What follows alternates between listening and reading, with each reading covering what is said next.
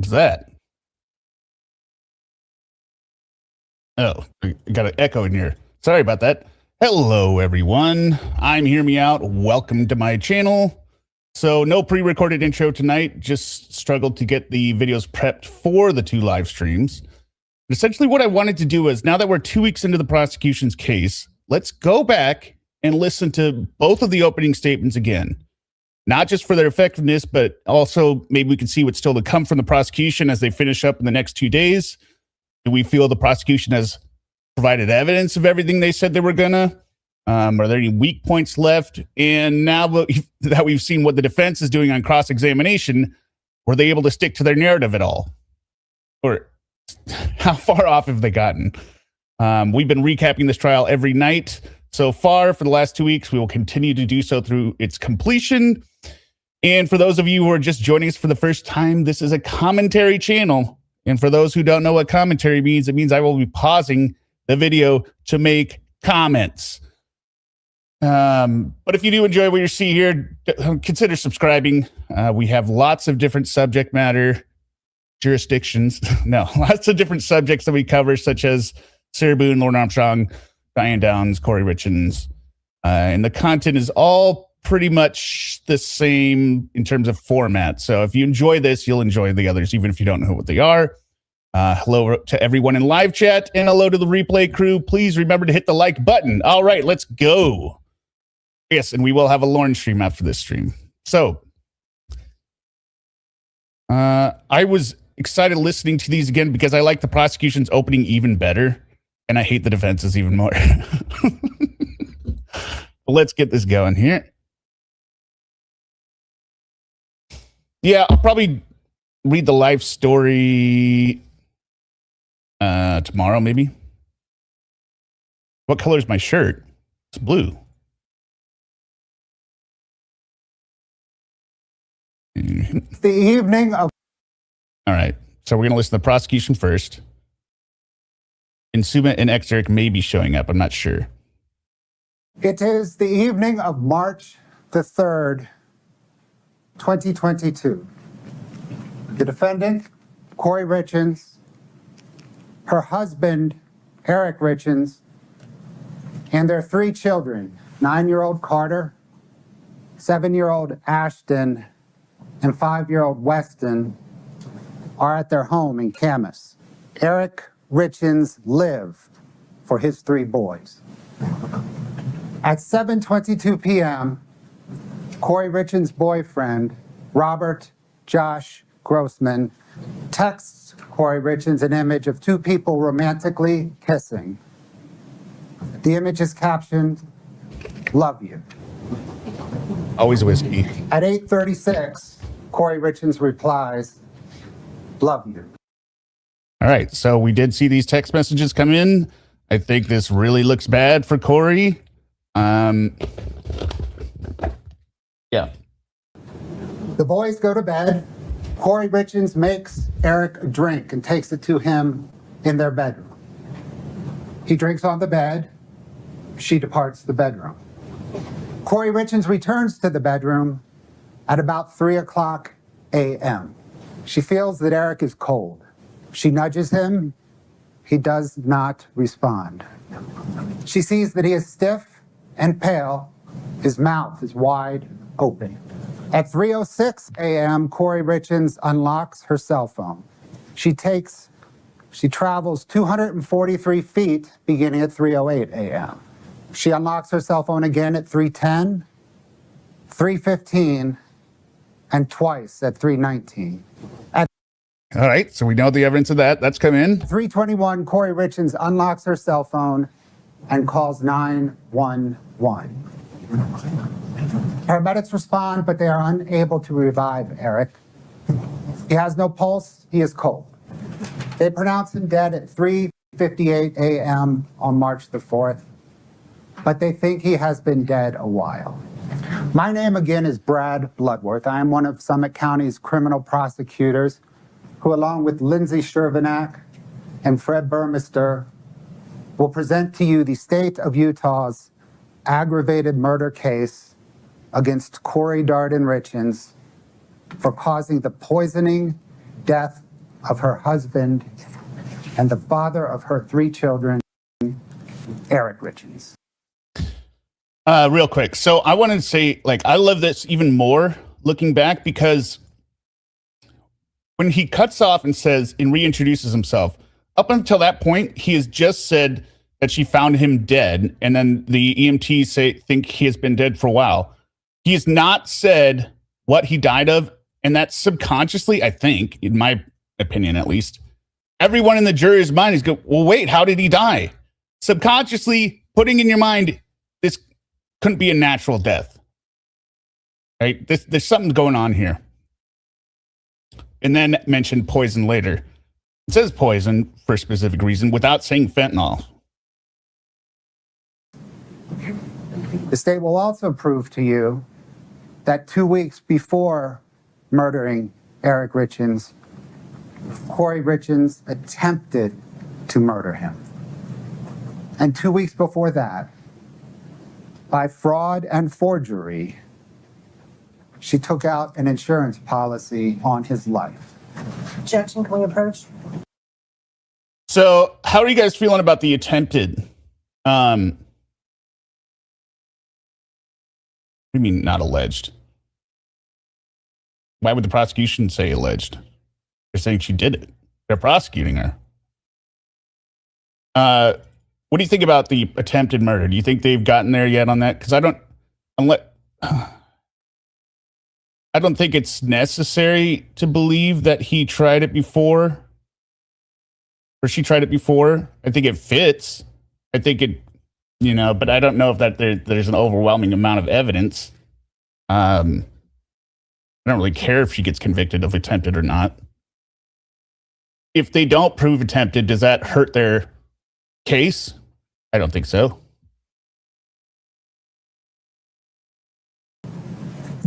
Weeks before. Yeah, I agree, Paige.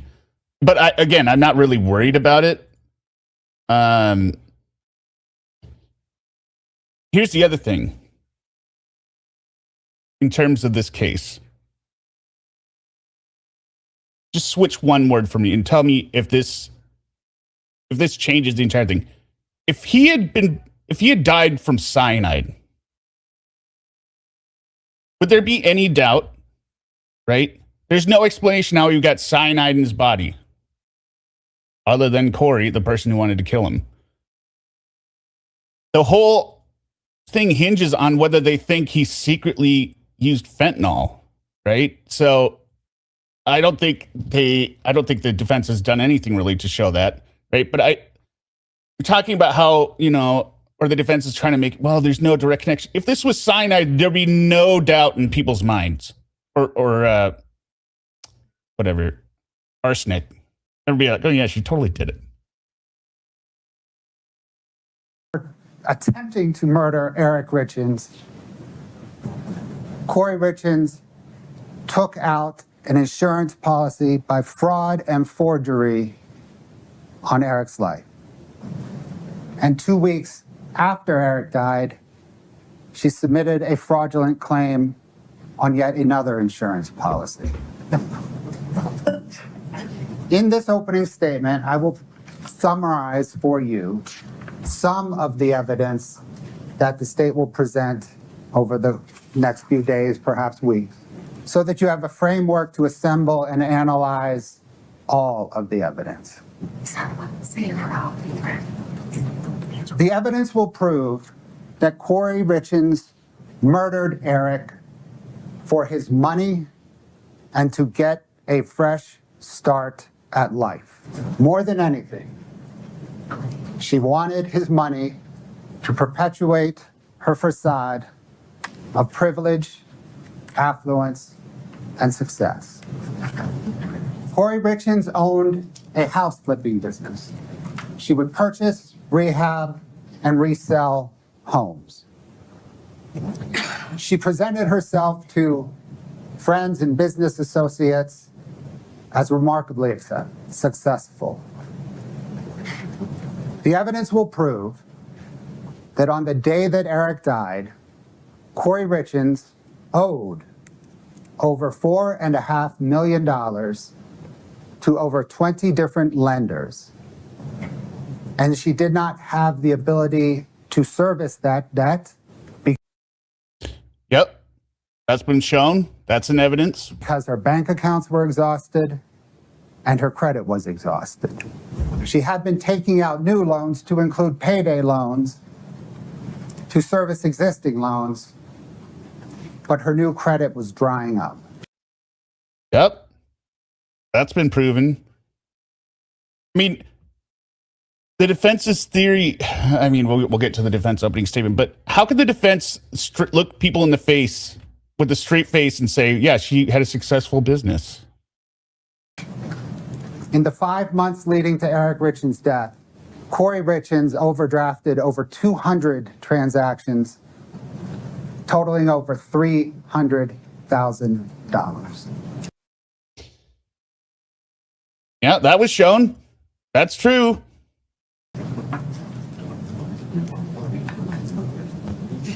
And on the day that Eric died, Kouri Richins was scheduled to close on an unfinished and derelict mansion in Midway, and thus take on an additional $3.2 million in debt. I mean, these are like the old motives of, if you've ever watched Matlock or, Columbo, right? The person is going under unless they kill this person. So they got to figure out a way to do it. Yeah. She did not have the financial ability to service that debt, to rehab the mansion, or to hold on to it long enough to resell it. The mansion may appear impressive from a distance, but upon close inspection, it is just a facade. Yep. Just like Kouri.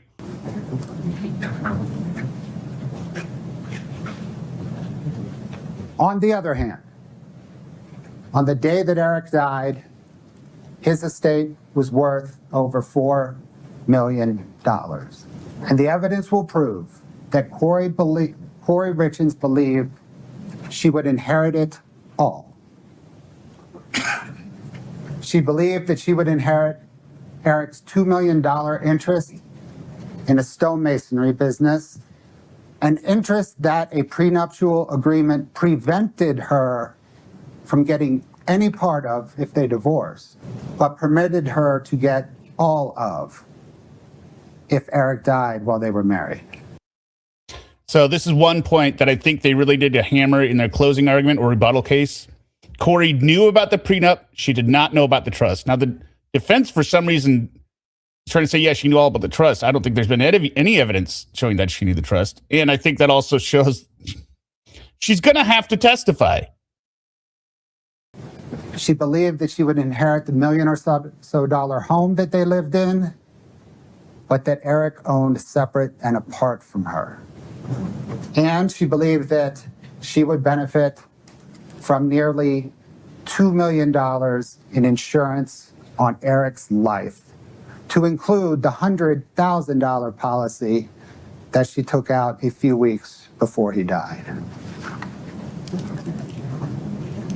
Now, for Kouri Richins' fresh start at life motive. This motive overlaps with her money motive. She needed Eric Richins' money to get her fresh start at life.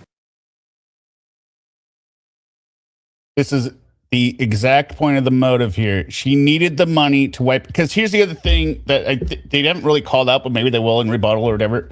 If they got divorced, right? Everyone's like, why don't you just divorce her? She would have to declare bankruptcy because all that debt is going with her company and her, not with her husband, Eric. They're not going to split that. That goes with her. She's going to be wiped out. She's going to liquidate and start out broke. No, she was going, in her mind, Eric's death was just a cash infusion. She would have lost it anyway because her business sucked so bad. But she believed she just needed more cash, for a little bit extra time until I can get, Midway Mansion and all my properties flipped. Yeah.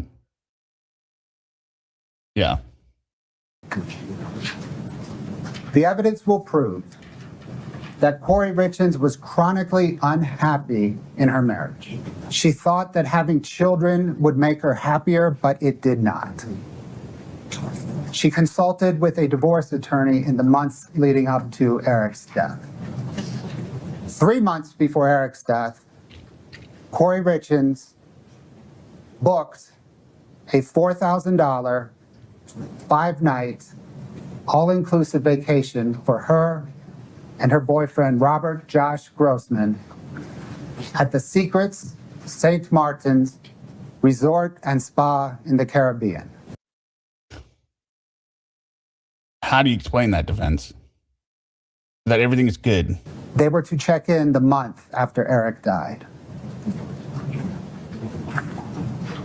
3 weeks before Eric's death, 15 days before Thank you very much. Eric's death, 1 day before the charge, attempted murder, Kouri Richins text messaged Josh Grossman, "If I was divorced right now and asked you to marry me tomorrow, you would? I just want to lay on the couch and cuddle you. Watch a murder documentary and snuggle." 5 days after the charged attempted murder and 11 days before the charged murder, Kouri Richins text messaged Josh Grossman, "Babe, I miss you. I want you today, every day. Not just sexually, but physically, mentally, every day when I wake up. I do want a future together. I do want you. Figure life out together. If he could just go away." So she said that to two different people, basically. She said if he could just go away to her lover and then to her best friend, which was seen testify, that he'd be better off if he was just dead. "And you could just be here. Life would be so perfect. I love you. I don't know what my deal is today. I'm sorry." 9 days after the charged attempted murder, 1 week before the charged murder. Well, no, you can't do argument as much with testimony. They're gonna tie it all together with their closing and the rebuttal, right? But a lot of it, I don't think you need. I mean, that's assuming the jury are idiots, right? What more do you need to explain? She's talking to her boyfriend. This isn't a good marriage. Kouri Richins text messaged her boyfriend, "I have a crazy dream. You quit your job. I divorce and come up with millions and millions. We buy Midway and live in the guest house and rent out the huge house as a big event center. $15,000 a day like they charge down the road, maybe $12,000 to stay competitive.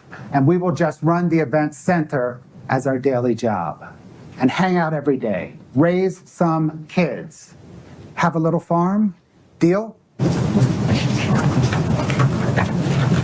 Just over 2 weeks after Eric Richins' death, Kouri Richins text messaged her boyfriend a link to the Secret St. Martin's Resort and Spa in the Caribbean and asked, "Are we there yet?" So his death changed nothing, right? It wasn't like she thought, "Oh, geez, this is gonna look really bad."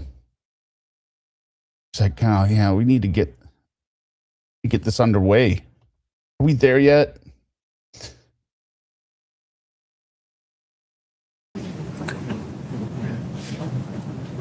1 month and 5 days after Eric Richins' death, Kouri Richins texted, "I think I want you to be my husband one day." Now for the attempted murder charge. Carmen Lauber was a house cleaner who worked for Kouri Richins' aunt's house cleaning company. She cleaned Kouri Richins' house. She knew Kouri Richins for nearly 9 years. Kouri Richins knew that Carmen Lauber had a criminal history involving drugs. The evidence will prove that on February the 11th, 2022, 3 days before the charged attempted murder, Carmen Lauber, at Kouri Richins' request, purchased illicit pills from a street drug dealer who was a friend of a friend. And she gave those pills to Kouri Richins. Like, that's been proven. I mean, other than proving that they were given to her, the testimony from Carmen was she gave them to Kouri. We also have, well, supposedly, there'll be a phone call introduced with Kouri saying she bought pills for Eric. That street dealer's name is Robert Crozier. If Kouri doesn't testify and make up some other person that she was buying the pills from, then Carmen's testimony makes more sense. And he sold Carmen Lauber the pills at a Draper in Maverick.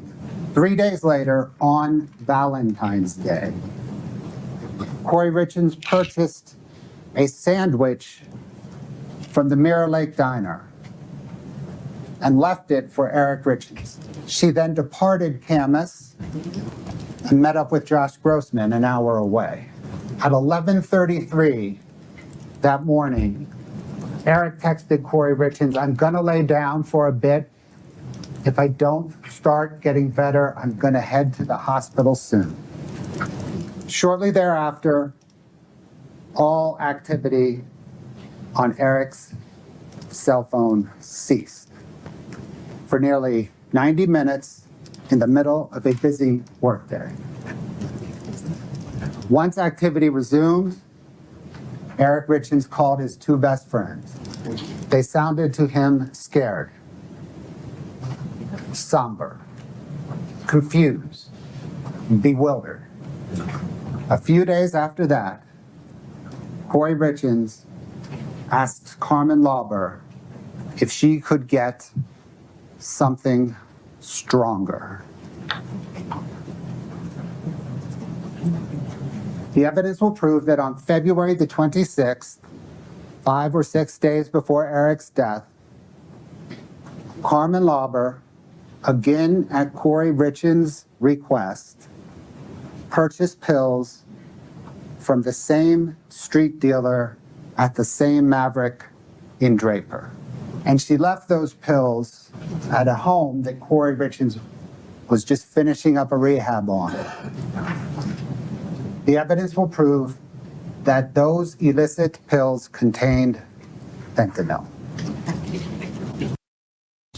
So I think it proves it by circumstantial evidence, right?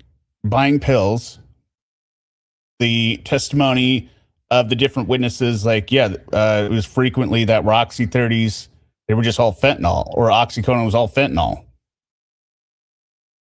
Even if Kouri didn't know they had fentanyl, she was trying to poison Eric with an overdose of whatever. She was asking for propofol.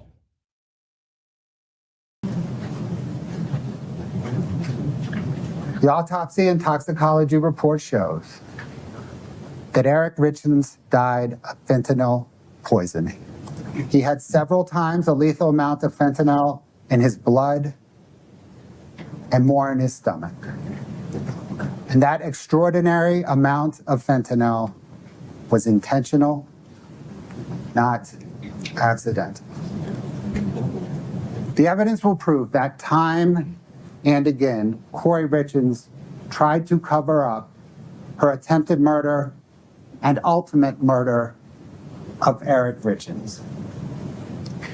When confronted with Eric's reaction on Valentine's Day, Kouri Richins text messaged her friend. It was Valentine's Day, and Eric and I were both working from home that day, and I ordered lunch from Mirror Lake. He never broke out in hives or used an EpiPen. I was fucking with him. Bailey was there too. He said the sandwich hurt his stomach, so he was going to nap. No hives, no EpiPen. Kouri Richins was an hour away from Eric Richins with her boyfriend.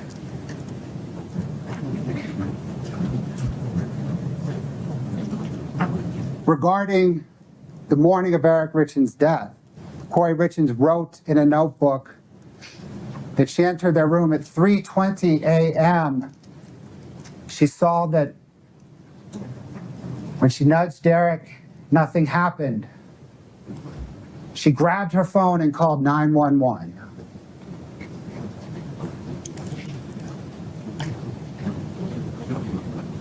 She first grabbed her phone at least 3:06 a.m. and delayed calling 911 at least 15 minutes. Yeah, it's not good. You delayed calling 15 minutes. And it disagrees with your own narrative statement of what you wrote in your little book. The evidence will also prove that Kouri Richins had a guilty conscience.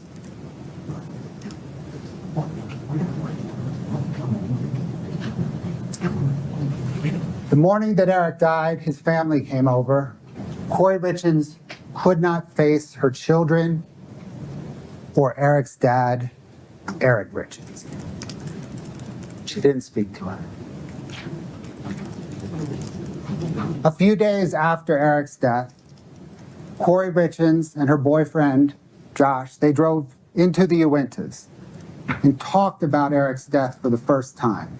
Kouri Richins asked Josh, while serving in Iraq, did you ever kill anyone?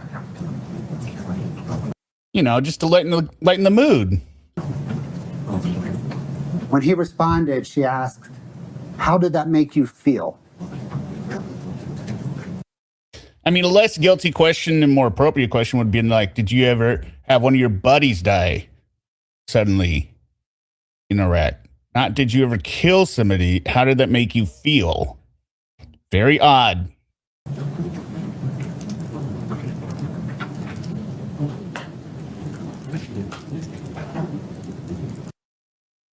Oh, me? Carolina Hurtado says, be careful because I watched a video of fentanyl in a vape. Somebody bought a vape and later died because it was laced with fentanyl. Well, I only smoke one brand, Cutwood, and it's only nicotine. And it's all I've ever used for years. So I'm not too worried. Along the lines of both.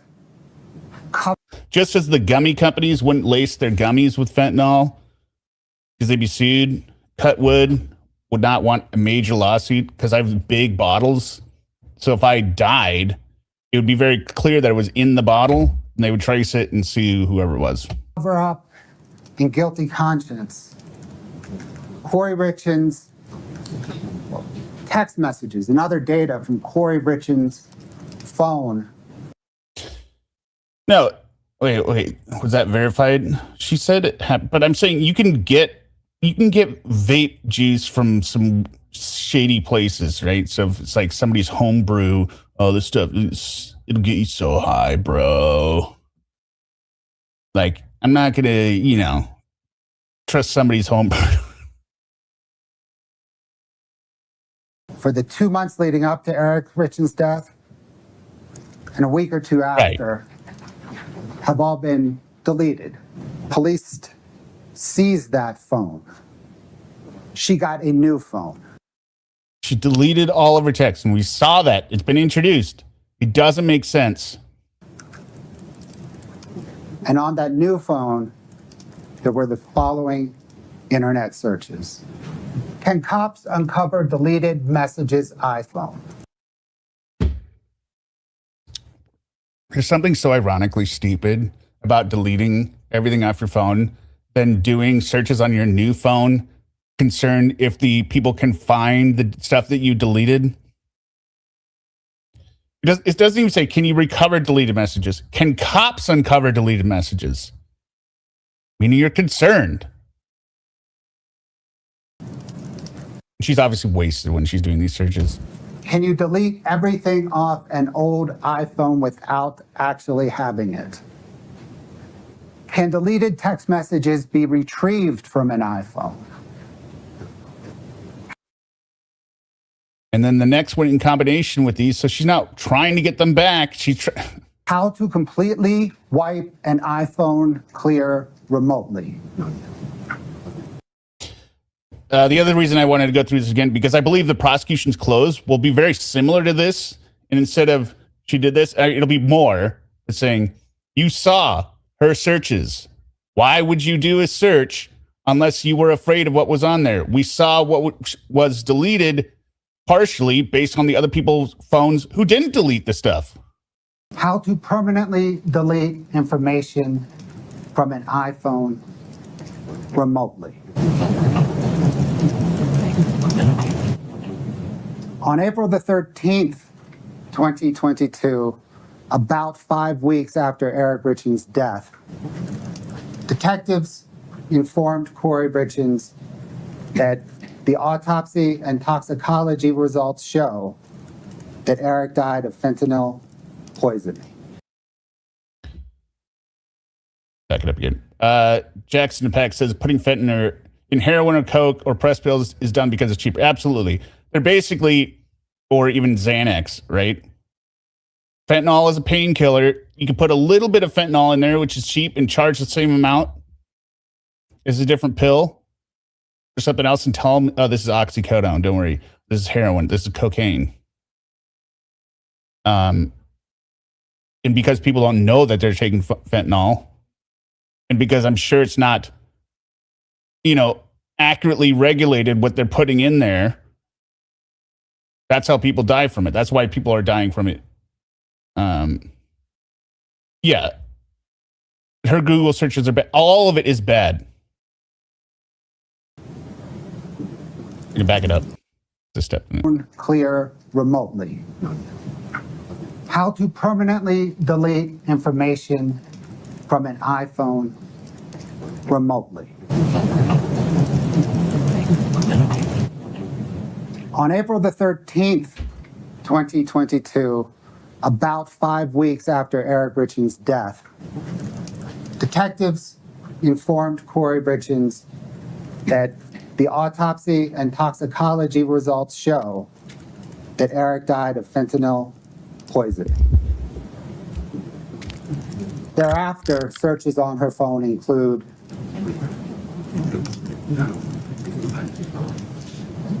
if someone is poisoned, what does it go down on the death certificate as? Yeah, she's using the word poisoned. Well, she says poisoned. Can cops force you to do a lie detector test? Women, Utah prison, luxury prisons for the rich in America.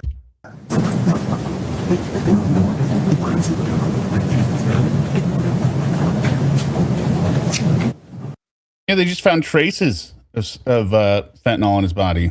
I'm sorry, I don't know why it gets really loud sometimes on the pauses there.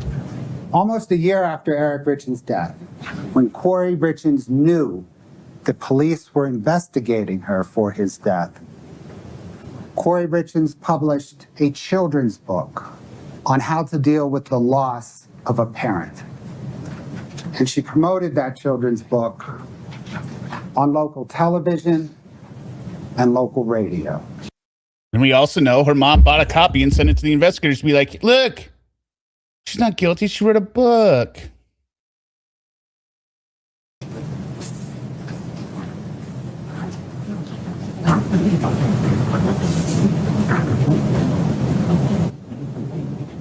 The state will present to you this evidence and more through a series of fact witnesses, expert witnesses, documents.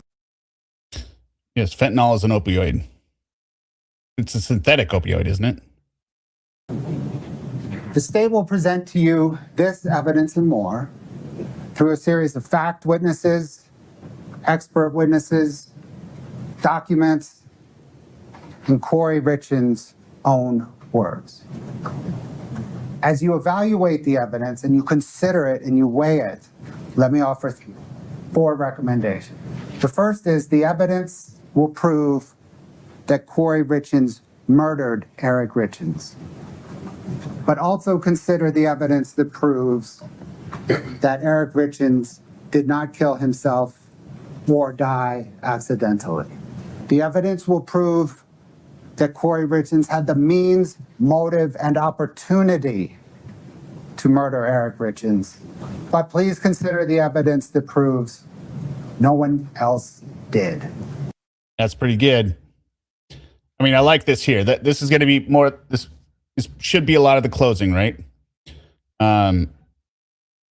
You know, you can believe maybe like you can believe he was murdered, but maybe Kouri didn't. No one else had the motive, means, or opportunity. Only Kouri. Consider the evidence leading up to Eric Richins' death that proves that Kouri Richins murdered him, but also consider the evidence after Eric's death that also proves it.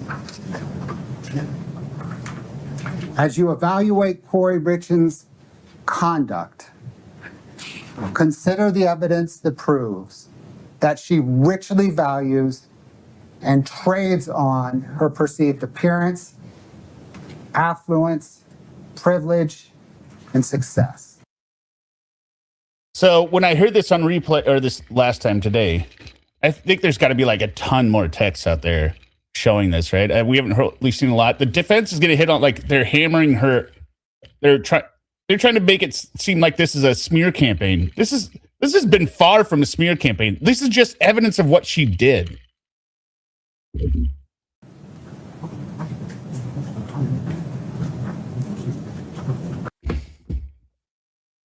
Your own texts aren't a smear campaign.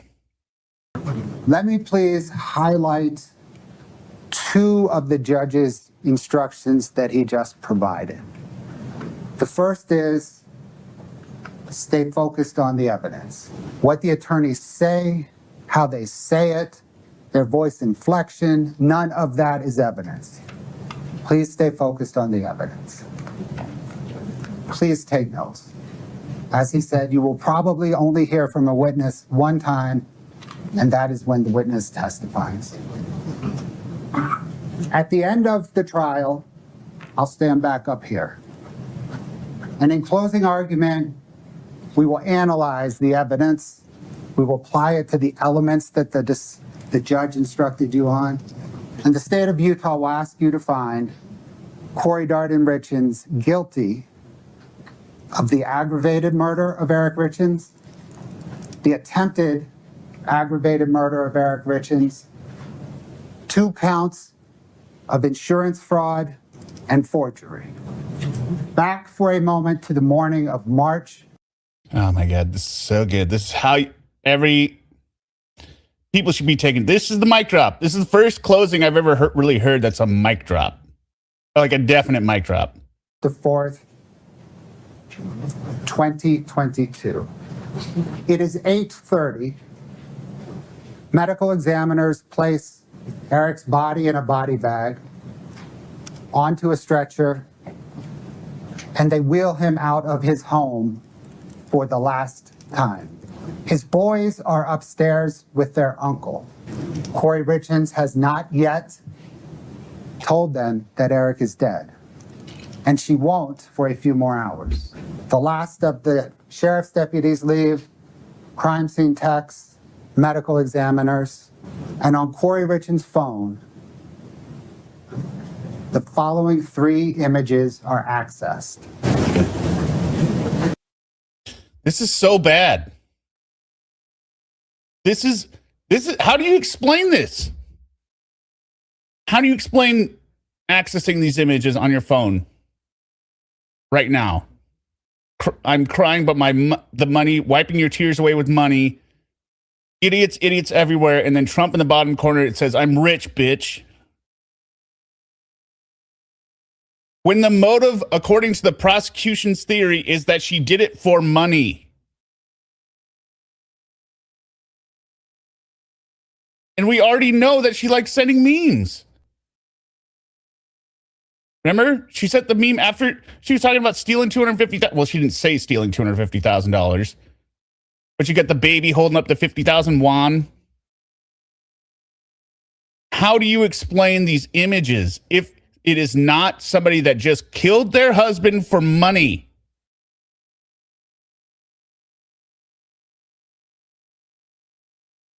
Yeah, there's 3. It's not even a one of them. Okay, Kouri isn't going to testify. I don't see that. Why? She has to testify because all of this evidence, there's no counter to it without her testifying.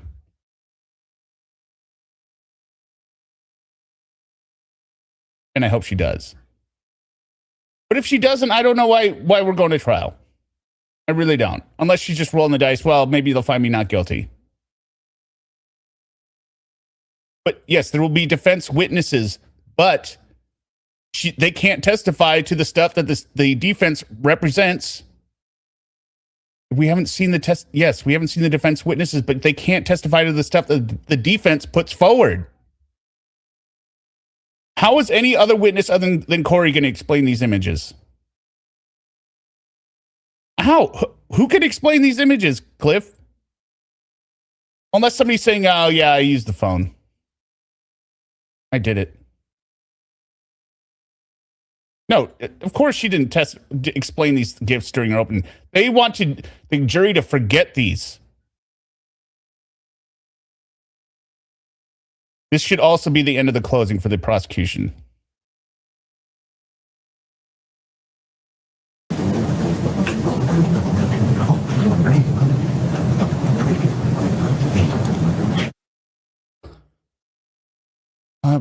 Just even if there was laughing emojis, right? That'd be better. It'd be weird, but they all have to. Well, 2 of the 3 have to do with money.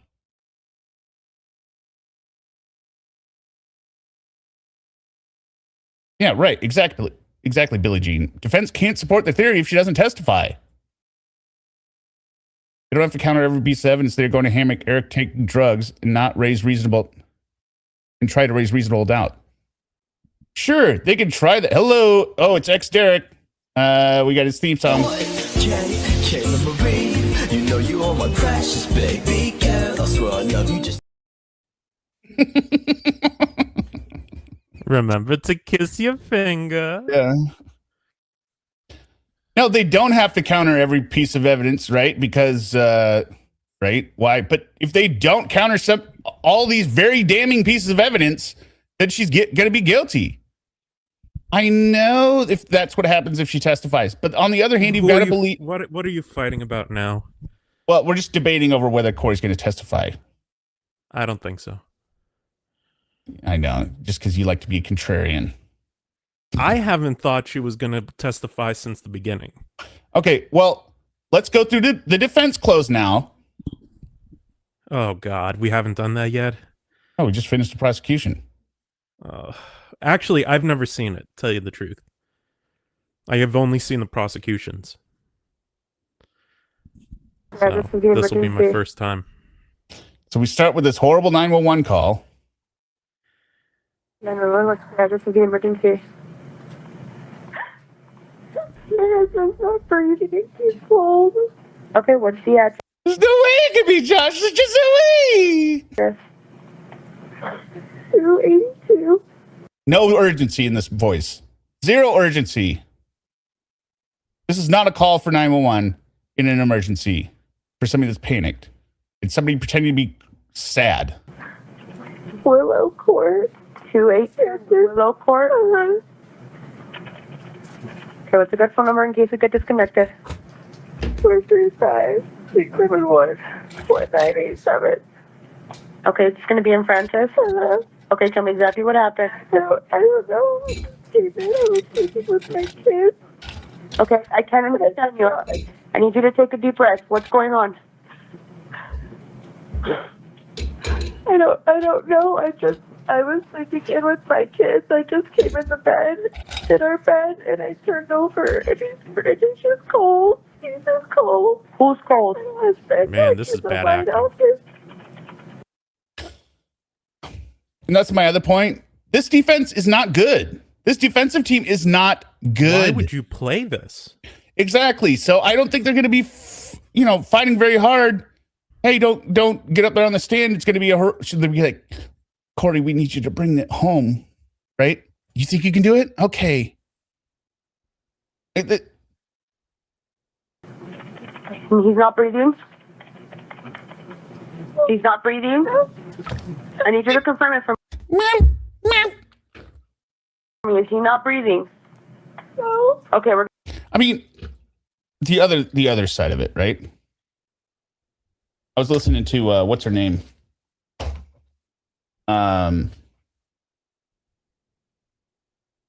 What's her name that killed her boyfriend, the postal worker? Diane Downs? No. She killed her. Postal They were worker? both. Yeah, no, Devin Siobhan or whatever. Devin.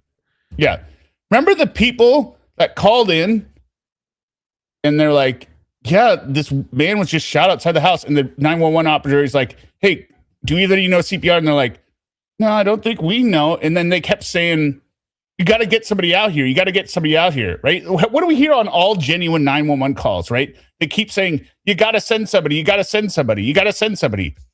There could be ones that fake it, right? But when they don't say it, it's very weird, right? We don't hear her saying it all. Like, you got to send somebody now. Devin, yeah. can you do CPR? No. You don't know. I'm gonna tell you how to tell you.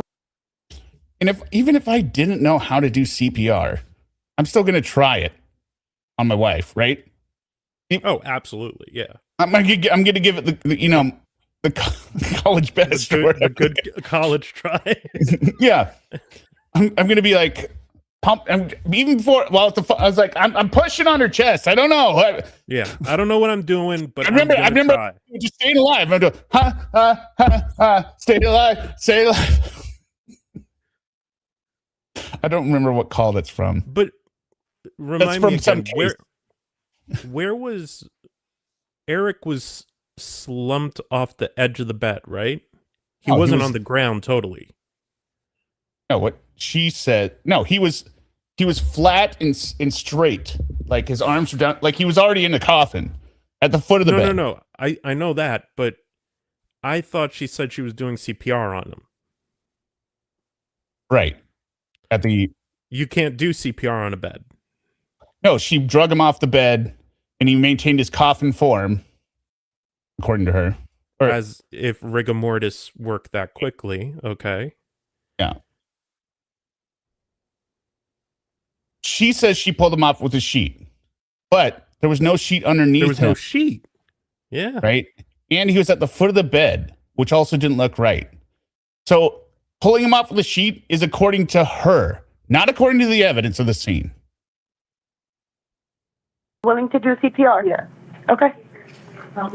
Those were the sounds of a wife becoming a widow. No. Well, yeah, I guess technically. Yeah. Okay. All right, Gungan. 6.5 hours before that terrible phone call, Eric and Kouri Richins were in that same bedroom, and they were celebrating. Celebrating. How does this make sense with what we know? How does this make sense? He clearly didn't trust her since he was putting his assets into his own trust, and she was hemorrhaging money. And by her own text, he has nothing to do with this. He doesn't know anything about my business. My business is my own, right? Why are they celebrating? They were celebrating because Kouri was about to close on the biggest real estate deal that her company had ever done. She was about to close on something called the Midway Mansion, slide 2+. A sprawling, multi-million-dollar home in Midway that had been abandoned before construction was completed. This place looks terrible. They don't even have Tyvek. They don't even have Tyvek on all the sides, right? So these exposed wood faces, those are going to have to be replaced. You know what Tyvek is? Yes. The white stuff, right? Yes. White stuff. The white stuff. Which is basically, anyone who doesn't know, it's a moisture barrier. So all these unfinished places where there's no moisture barrier, guess what? The wood is probably now wet. So you're going to have to replace it or dry it out somehow and then put Tyvek on it. And the plan was This honestly looks like one of those houses you see, like where a tornado has gone through and part of the face has been ripped off. To me, it reminds me a little bit of the trailer Failure, just a little bit. Just a little bit, right? But it looks like some natural disasters come through and ripped off the face of this once great house, right? And it might still be standing, but I mean, I'll say this much: it has a hell of a view. Look at the mountains behind it. That is pretty nice. But the house itself, not so good. Not so good. Not so good. Oh, is this not the file I was looking for? Sorry. fix it up just enough to resell it. In other words, repair the windows, make it look nice. There had been vandalism inside, clean it all out, get it ready to flip. And the description she's giving is of something that is totally inconsistent with what this house is. Right? It is not. All right, I'm going to put this other one up because I did this one. it was just a dilapidated file. This is not just, clean it up, right? Like it's been abandoned. That's what you talk about with an old house or something, right? Spruce it up, update it, put new paint on it, some, curtains. This is an unfinished structure. There's nothing in it.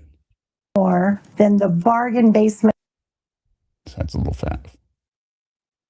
To resell it. In other words, repair the windows, make it look nice. There had been vandalism inside, clean it all out, get it ready to flip and sell. And the concept is to sell it for millions more than the bargain basement price they got because it was just a dilapidated, falling apart, abandoned property. How do those statements agree with each other? A dilapidated, falling apart property, and we're just going to do a little spit and polish. Little touch up. And the plan was to flip it for so much that she was going to make millions of dollars of profit. That is delusion. Yeah, that's her plan. At least $2 million for her and for all of her investors. And Eric was a part of this. Eric had been out at the property that very day, the day that he died, spreading gravel to make it look nice for open houses. And so that it'd be spreading gravel. You're far from open house. Ready as soon as they close. These two had other things to celebrate on March 3rd, besides this big deal that was going to make them a lot of money. One of the things they had to celebrate was that Eric's business was doing great. Can we have slide 3? Eric worked as a stonemason, and you're going to see, this is 2020. This isn't even the year before he died. So his income kept going up and up. But he declared to the IRS that he made over $750,000 that year. That was just in 1 year of what Eric was bringing into their marriage and their family. Yeah, but what does that have to do with her? It's a business that she has no part of. That just leaves me thinking, like, good for you, Eric. Nice. And I think the defense brings up later, like, why would she kill her when Eric is bringing all this money? Exactly. She shouldn't have been doing this business. She was losing millions. How much was it a day? 21,000? Yeah, she was at 2,100 on debt service by the end. It's just ridiculous. Jesus. Lived in a beautiful home, slide 4. It was a beautiful home. They got married in that home. That home was half Kouri's. That's how it works in marriage. So we've heard testimony that is not the case, right? The house was not half hers. You get half of the home as soon as you live in it. They also had. So why? This because of the prenup. Yeah. Well, the prenup excluded if they got divorced, and then the trust if he died while they were put married. into the trust. Right? So, they really got to hammer this on closing, right? Kouri knew about the prenup. She didn't know about the trust. But the defense is going to say she knows about the trust. A 2-story garage that you can kind of see in that picture a little bit back from the house. And it was filled, slide 5. It was filled with exotic animals. Eric was a huge hunter. He went on trips all over the world. They had the kind of money that they were blessed with. He could travel to Is that Africa. a fucking giraffe? Travel. Yeah. He killed a giraffe? Yeah. Okay, I'm not too happy with this guy anyway. No, I'm fine. To Mexico, which he did 2 weeks before he died. Like, don't get me wrong, my family's a bunch of hunters, like, grew up with that. But a giraffe? Maybe it was a diseased giraffe. I don't know. A diseased giraffe? What? He's in Mexico hunting an exotic sheep, actually. They had four-wheelers. They had lots of vehicles. They had snowmobiles and ATVs and ski equipment. They were very blessed. They had a lot to celebrate. They also had a wonderful family. Slide 6. The one thing that I don't think anybody in this courtroom is ever going to challenge, us included, is that Eric and Kouri adored their boys. They were their world. They were in that place that those of us who've had kids have all been in, where you spend your days driving them around to soccer and all their activities, and they're just the center of your world.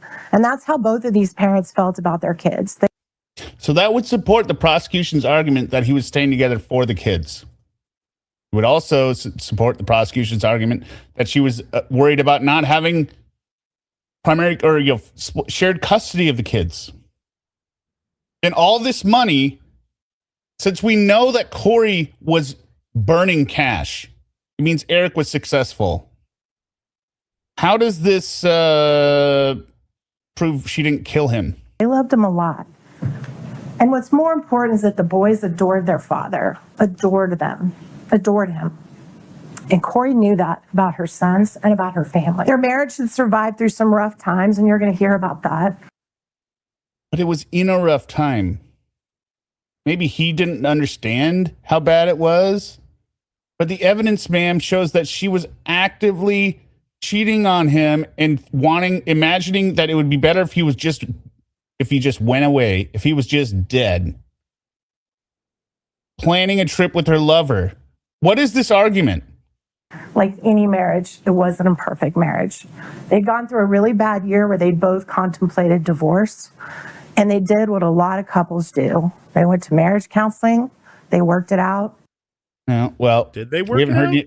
We haven't heard any evidence of that. What we heard was evidence that he went and saw a divorce attorney one time, didn't move forward, and then instead went and saw an estate planner and moved everything into a trust for his boys, not his wife.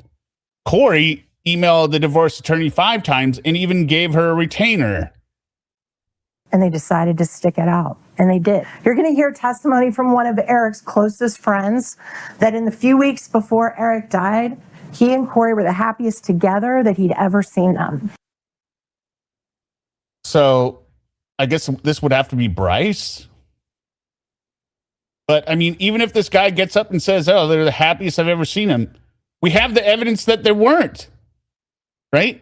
It doesn't matter. And you're going to hear that from one of Eric's closest friends.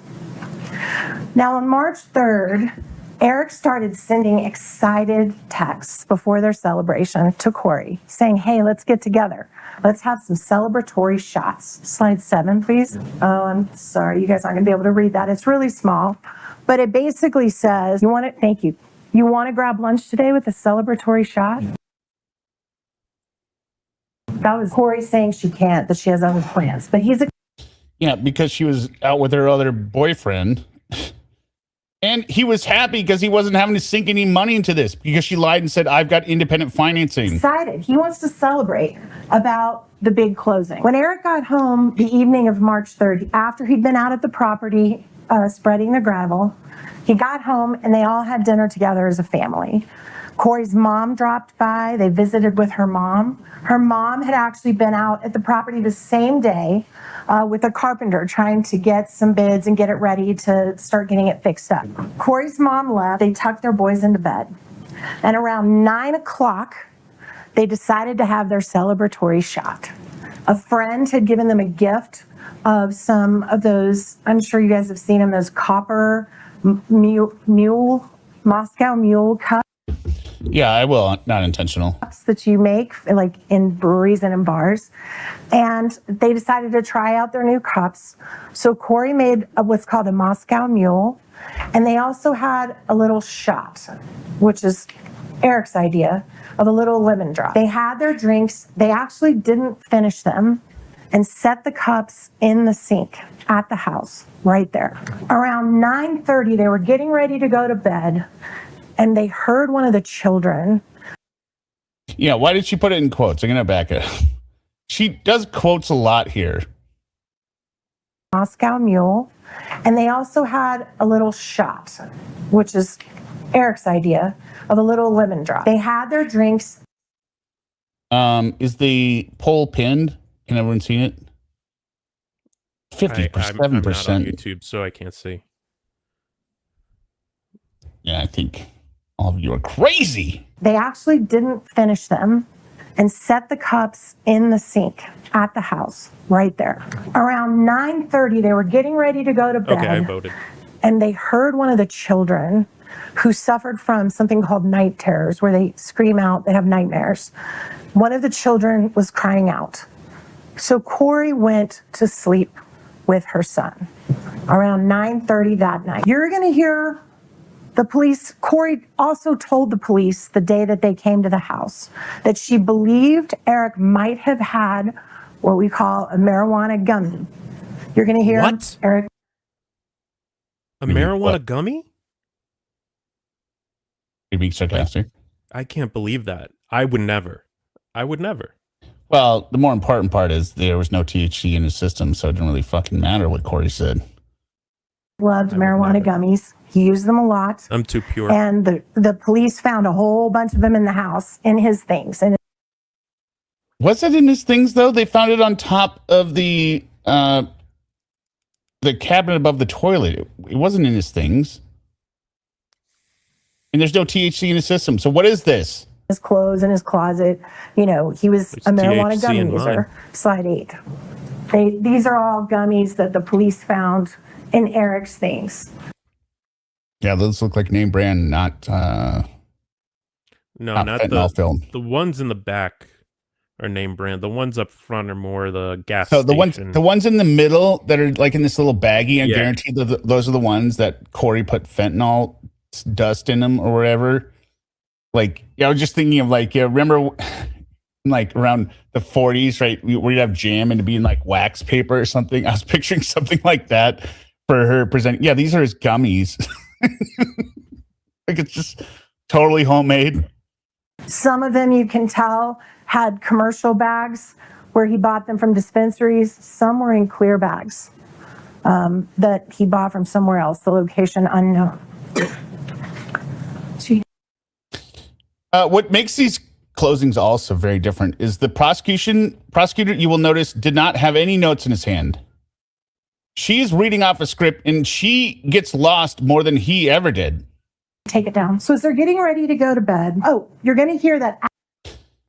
Right? Like this jump here, like, oh, wait a minute. Oh, yeah.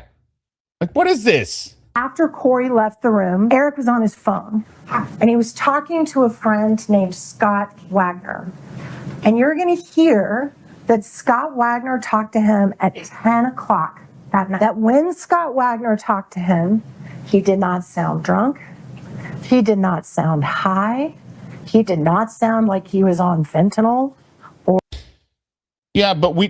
anything else.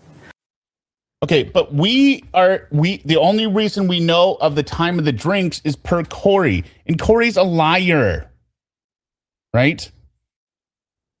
So just because Kouri said the drinks were at this time doesn't mean that the drinks were at that time, right? True.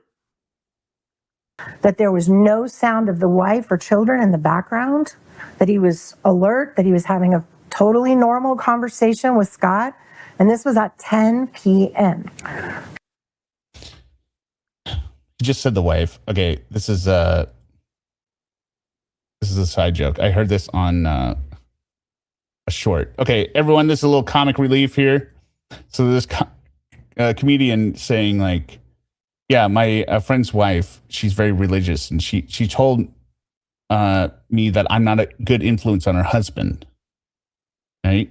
Because, and then I said, oh yeah, or I'm taking his persona, right? Like I'm saying, oh yeah, I said, well, why? She told me because he uses foul language. Oh really? Did he call you a b-? And she goes, no, he didn't use the B word. And I'm like, oh man. So then I said, did he call you a Did you hear enough of that to understand what word I said? Yes. Okay, the C word. She goes, no, he did not call me a So I said, well, he didn't hear from me then.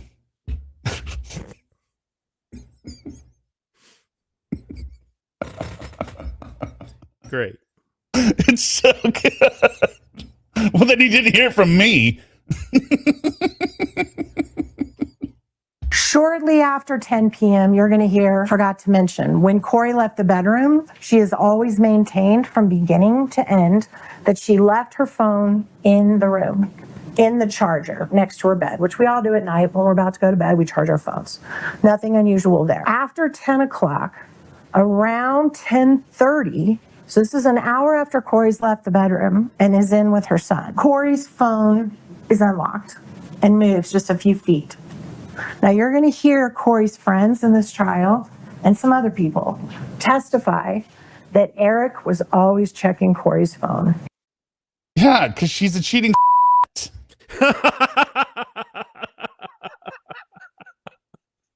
If it was anyone's phone to check, it is a cheating, lying crook who I happen to marry.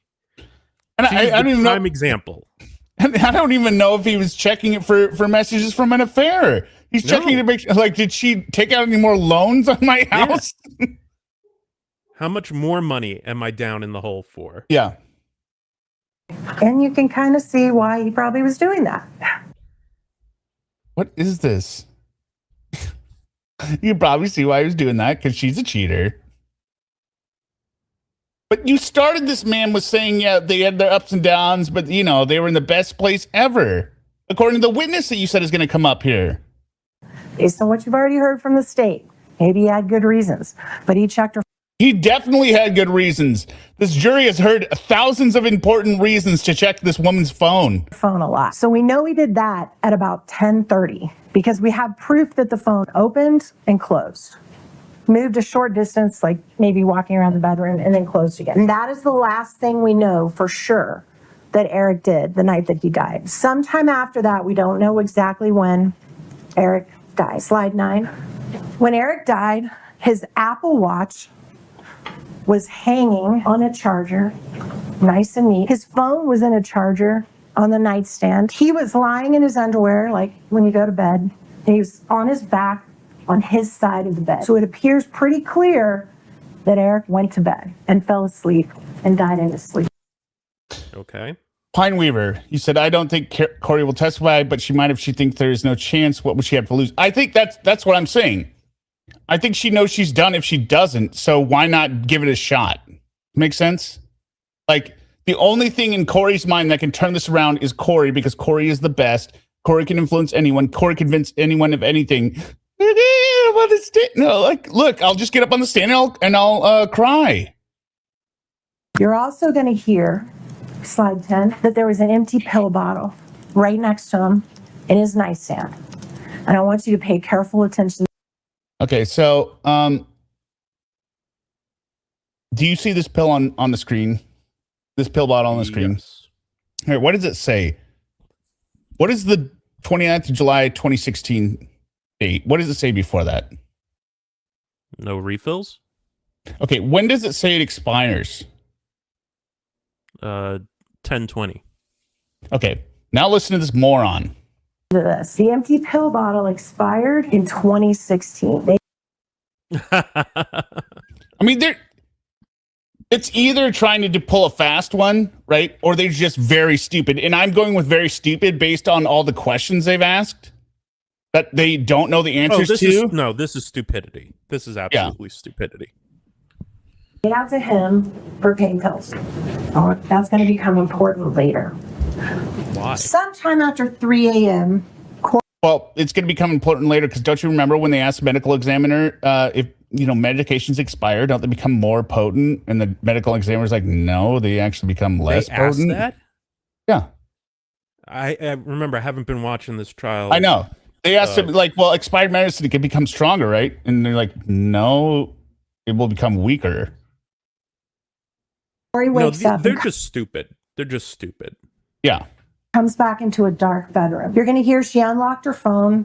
Probably, we're not going to dispute the times that the Okay, so you agree she unlocked the phone at 3:06. state just mentioned. The phone gets unlocked shortly after 3 a.m., which is what time Kouri says from day one that she got up. No, she has a and Billy- written. But Oh, sorry. But Billie Jean brought up a great point. The date shows that he's not an addict. yeah, I know. Because there's an addict would never waste the chance to be able to use those. I mean, you just can't help yourself at that point. He's not going to let some codeine go. Or codone. You're going to want to use your stuff. Yeah. What did she just say here, though? Probably, we're not going to dispute the times that the state just mentioned. The phone gets unlocked shortly after 3 a.m., which is what time Kouri says from day one that she got up. No, but she wrote a journal entry saying 3:20, I went into the bedroom and felt he was cold, and then I was so freaked out I went up and called 911. She wrote that in a journal. She wrote 3:20 a.m. Always tells the police I got up at 3. The phone verifies that. The phone moved around the house a little bit. You're going to hear the distances in the house. There's going to be investigators that are going to tell you how many feet from the master bedroom to the bathroom to the kitchen. They're going to tell you about Yeah, she was doing wind sprints in the bedroom before she called 911. how many feet are in that house if you're walking around the house. It appears clear she walked around the house just a little bit for a few minutes. And then the phone stops being active, which is indicative of being back in the charger. Oh, man. Here we go.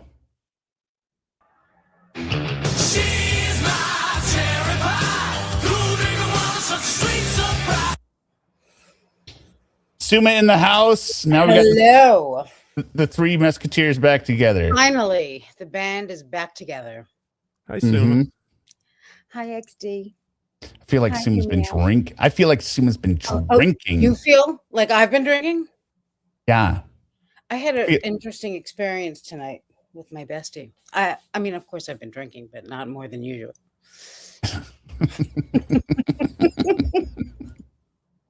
Of not moving anymore.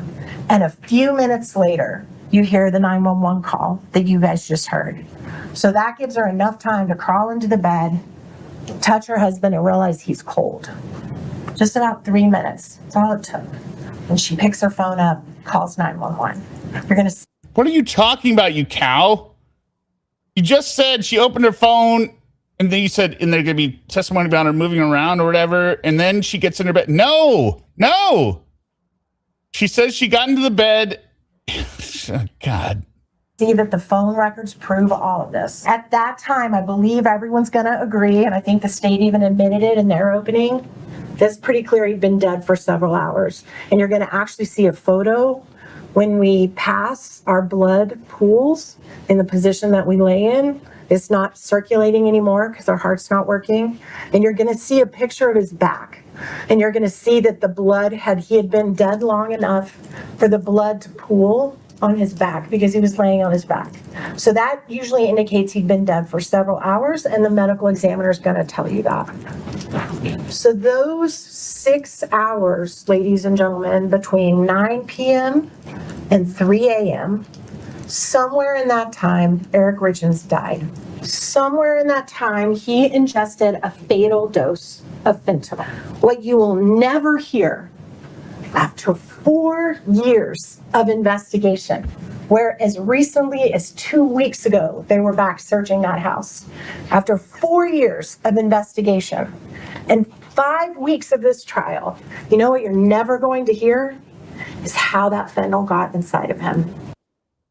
No, we know how it got inside of him. It was Corey spiked his ingested. drink.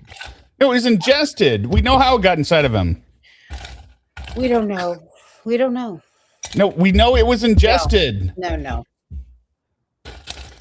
Have we? Did you forget that they are anti-COVID and anti? Yeah, they're anti-COVID and anti-vaccine. And Very anti-COVID.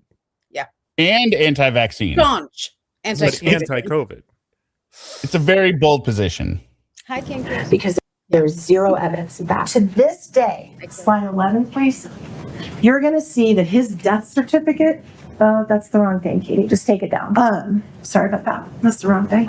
His They're already disorganized in their opening. death certificate reads that the manner of his death is still unknown.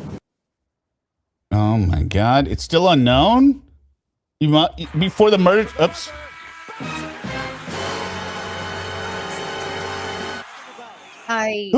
Who gives a shit that it's undetermined on the medical? We're at a trial here, so clearly something's known. So Suma, I posed this question earlier to the audience, Mm-hmm. and I just asked them a simple thing: if he died of cyanide, would there be anybody that was questioning what happened? Yes, this No. broad here. Well, this broad, the defense team, but I mean, Yeah. But even the ones saying like, "Oh, well, there's not enough evidence," there would be no doubt. It'd be like, yeah, she killed him with cyanide.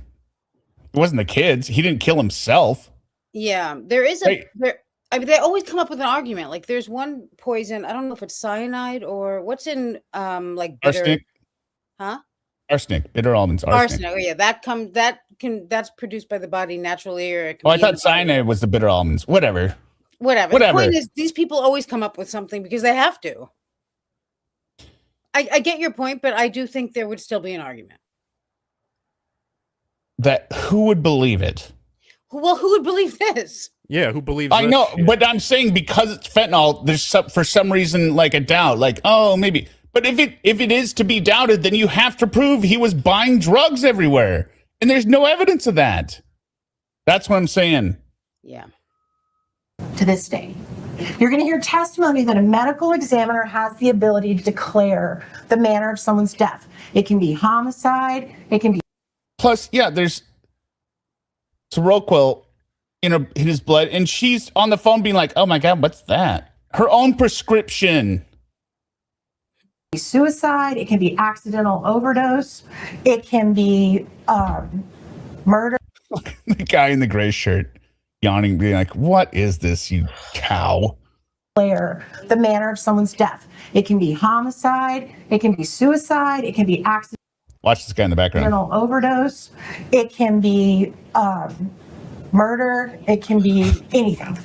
To this day, the medical examiner, the professional that's the head of declaring how people die in the state of Utah, has never been able to determine the manner of Eric Richins' death. Now, you're going to hear first responders and law enforcement tell you that no fentanyl was found in the bedroom. So Suma also had Suma, by the way, for those who don't know, Suma covers this trial live every day that it's on there. So go ahead and subscribe to her. Derek is doing some kind of weird, creepy reading. Subscribe to him. Yes. But, you showed me the glow up picture, right? And it made me wonder, like, with the way her face, did she have like a facelift? But I don't see any scars. Like, what happened? Like, just a bunch of Botox? You wouldn't see scars. We're never going to know what happened. But, I mean, her glasses are different for one thing. I think she may have lost some weight. Yeah. Well, she's wearing contacts or something. Yeah, She well, seems she's to not have wearing lost those. weight. She's got those glasses. It's like She got her hair first day of did. school for the new kid glasses. I mean, I love glasses on little kids. Don't get me wrong, but she's not TV ready at that point. Well, maybe it's one of those things, just like in the movies where the nerds are wearing the glasses, and then all of a She sudden had becomes glasses super and hot. overalls, but it turns out she's really hot. Yeah, now she takes off the glasses, gets her hair did. Like, oh my God, Gungan is hot. She's my cherry pie plays, and it's watching the car.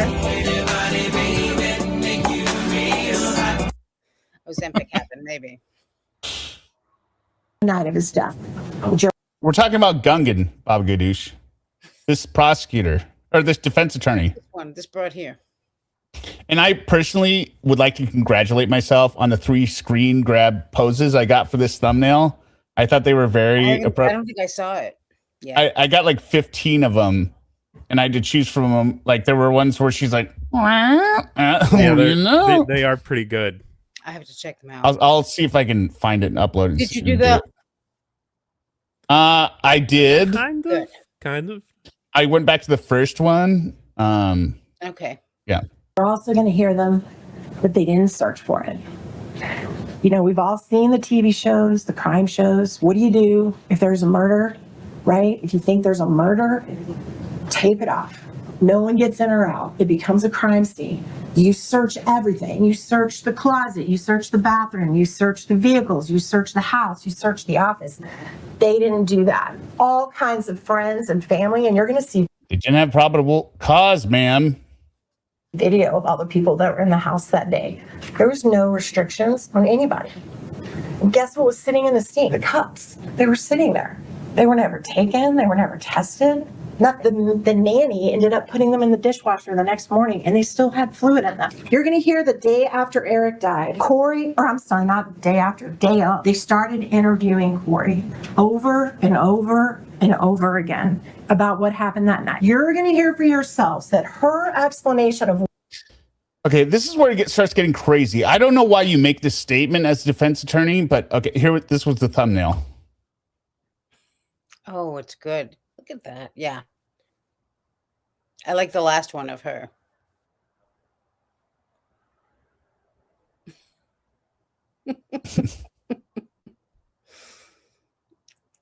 what Okay, so listen, why would you make this statement? happened that night has never changed from that call you just listened to. As far as the timing, as far as what happened, never. The evidence exists that it did. Law enforcement secretly recorded her phone conversations for over a year. No, they recorded the jail phone calls.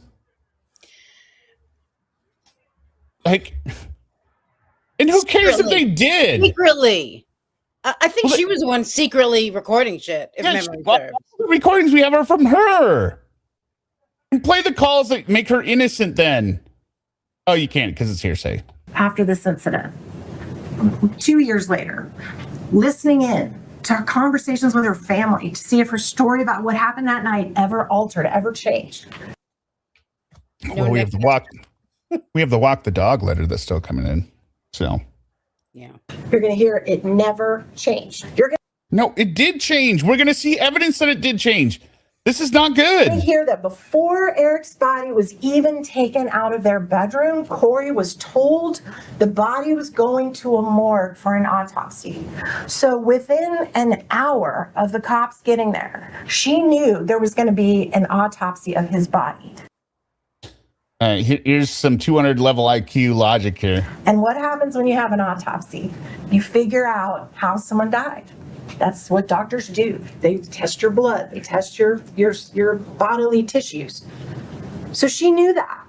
But did she tell the police or the medical responders or the EMS, hey guys, you might want to check for fentanyl? My husband used it all the time. Did she do? Ma'am, the defense's theory is that he was a drug addict. Right. Right? And Kouri knew he was a drug addict because Kouri is on the phone saying, yeah, I bought pills for him. Kouri said, I'm no longer protecting his image, right? Because I don't want to embarrass him. So what is this argument? The fact that Kouri didn't come forward and say, hey, he's a regular fentanyl user. That fits with her poisoning him with fentanyl and hoping they don't find out. Do that? Because with one sentence, she could have taken all suspicion off her and made this about a drug overdose. You are trying to make this about an drug overdose right now. But she didn't. Because she's an idiot. She's just getting started. Hear me out. Don't worry. She's gonna sort everything out. As a matter of fact, she could have staged a whole drug overdose scene with fentanyl pills on his stomach and No. Defense attorney. Gungan. Gungan. If you're nasty. You're saying she could have staged this whole thing meaning because it looks odd for somebody to die of fentanyl without drugs everywhere, right, defense attorney? That's what you really mean? And the fact that there is no stage scene means she didn't do that way? No. What the hell? Everything all over the place and say, gosh, I tried to get him in rehab for years and I couldn't. But she didn't. And you know why? Because she's an idiot. Yeah, we know why. Because she is an idiot, obviously. She didn't think she was going to get caught with the fentanyl. Told her truth. Her truth, not the truth. It's a weird statement. Who does that as an attorney? Right. I mean, that's so stupid. She told... I mean, the whole my truth. Why not just say the truth? Yeah, say the truth. It doesn't matter at this point. You Whenever I hear somebody say it's my truth, nobody likes it. I'm like, so it's fake. so yeah, you aren't. I mean, you might believe it, but you're not in touch with the reality like the rest of our truths. Are you okay, Sarah? Are you with us? Not to. I'm here. Told her truth over and over again, and it's exactly what she told that 911 operator. She didn't tell the 911 operator anything. She goes, Told him. That you just heard, and you're going to hear over and over at trial. I don't know what happened. Now you're going to hear that Eric Richins' family simply could not accept that. They needed. Yeah, it's hard to accept a sudden death. Nerve. Yeah. Of a 39-year-old. I will say this about Derek, about Eric, not about you. Don't worry. Your secrets are safe. Your truth is safe with me. My truth. Eric Richins did not deserve to die, obviously, and I wish he was not killed because of his little boys and everyone else who loved him. However, I do think a lot of animals' lives were saved. Yeah, I don't think Eric would necessarily be someone I would. No, me neither. But associate with, but he should not have been murdered, and right, he should have been murdered. But I'm just saying, if we're going to try to look for, Well, I'll give you an A or B. Do you want to hang out with Eric? Or you want to hang out with Kouri? Oh, I'll hang out with Eric all day. Yeah. Well, I mean, I think. Do you want to hang out with Eric, or do you want to hang out with the giraffe? Oh, I'd rather hang out with the giraffe. Well, you can't hang out with the giraffe. The giraffe's gonna shit everywhere. The giraffe's gonna shit everywhere. Animals. For what? Majestic. Smell like shit. Okay. Bomb interrupted. 9.99. Highly underrated thumbnails. Thank you very much. Thank you, Ravina. They are good thumbnails. Thank you, Melly. Oh, are you getting love in the text? Yeah, I'm always getting love, but you wouldn't understand. Yeah, you wouldn't understand. It's my truth that I don't see it. Yeah, that's Suma's truth, not your truth. To blame for losing someone they loved that wasn't Eric himself. And that's totally understandable. No family ever wants to believe that behind closed doors, someone they love is using drugs. No one wants to believe that. Nobody does believe that. Because you're going to have to produce evidence that he was.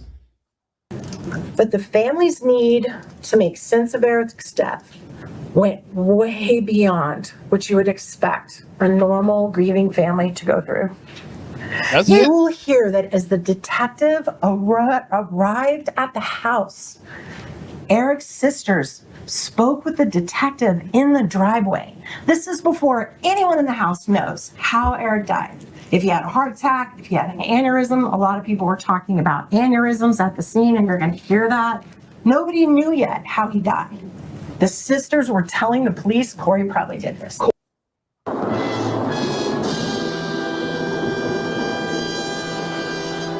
That's never a good sign. I was trying to think of this earlier today.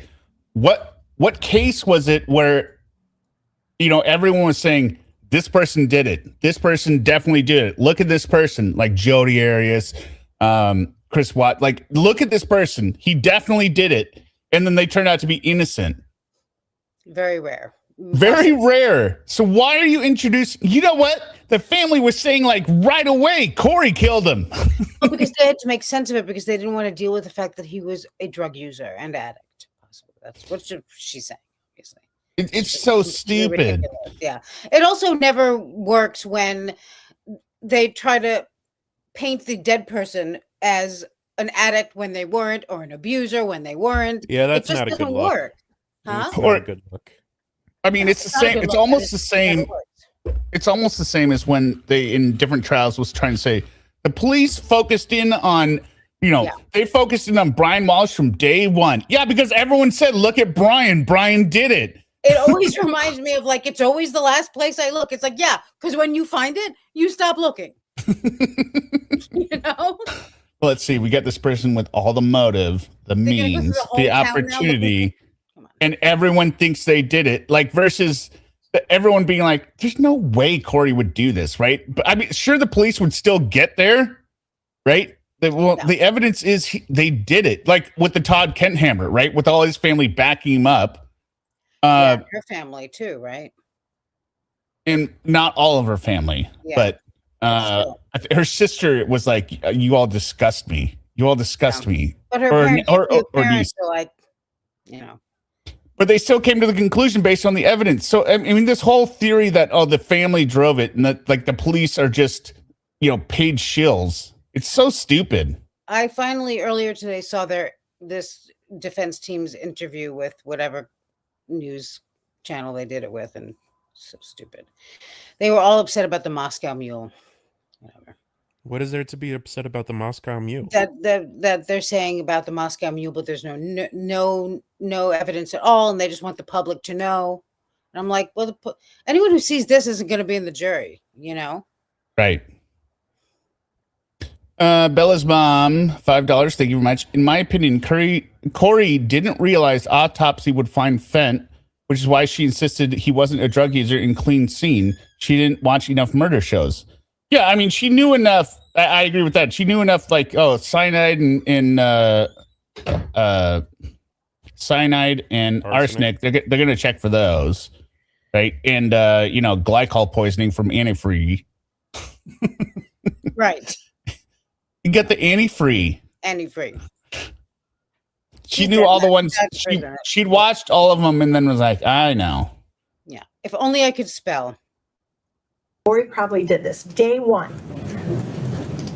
That's not good, defense Kouri's attorney. mother washed the mugs, not Kouri. I think it was her mother, but her mother is even worse than she is, I think. What did His you sister say? Katie tells the What police, was it that you said about her?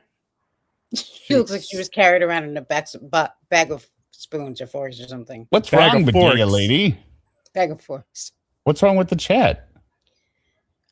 Bodega. Wow, you guys with the talk about her looks, gross dudes, check yourselves. About Gungan? Check yourself. Well, I've already explained that several times. Anyone who's a bad person, I'm going to talk about their looks or anything about them I can make fun of them with. Hear her testify about this, that Kouri had recently found out that Eric had put all their assets in a trust. And they here's a big lie. Testify about this, that Kouri had recently found out that Eric had put all their assets in a trust and that Katie was in charge of the trust. She's going to say, I'm in charge. And that Kouri didn't like that. Back it up further. She's saying that people are going to testify saying that Kouri knew the trust existed. About aneurysms at the scene, and you're going to hear that. Nobody knew yet how he died. The sisters were telling the police Kouri probably did this. Kouri probably did this day one. His sister Katie tells the police, and you're going to hear her testify about this, that Kouri had recently found out that Eric had put all their assets in a trust. No, Katie didn't testify to that. She did not testify to that at all. She testified that she had informed Kouri about the trust. Kouri didn't learn shortly before this. J8 Leah for the Top Bun Wig Fund. Thank you very much. Are you doing a top bun? I guess so. I don't know.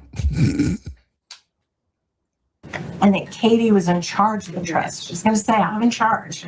And that Kouri didn't like that. Yeah, that's what she testified to. Finding out that there was a trust and Katie was in charge of it. And you know what? She was so against it, she punched Amy in the throat. Who does that?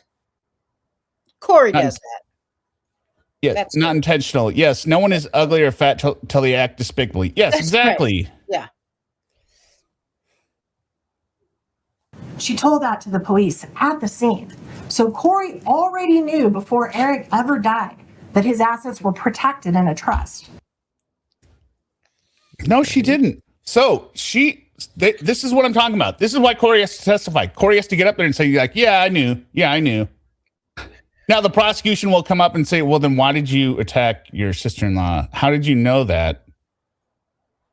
And didn't automatically come to her if he died, that there were legal things you had to go through. Why did she sue the trust immediately after he died? Are they allowed to talk about the punch or no? No, they're not allowed to talk about the assault. Oh, really? They're allowed to talk. They're allowed to talk about the altercation in terms of her being upset, Right, but not the actual physical attack. Why? Yeah. Because it's prejudicial. Yeah, because it happened. So.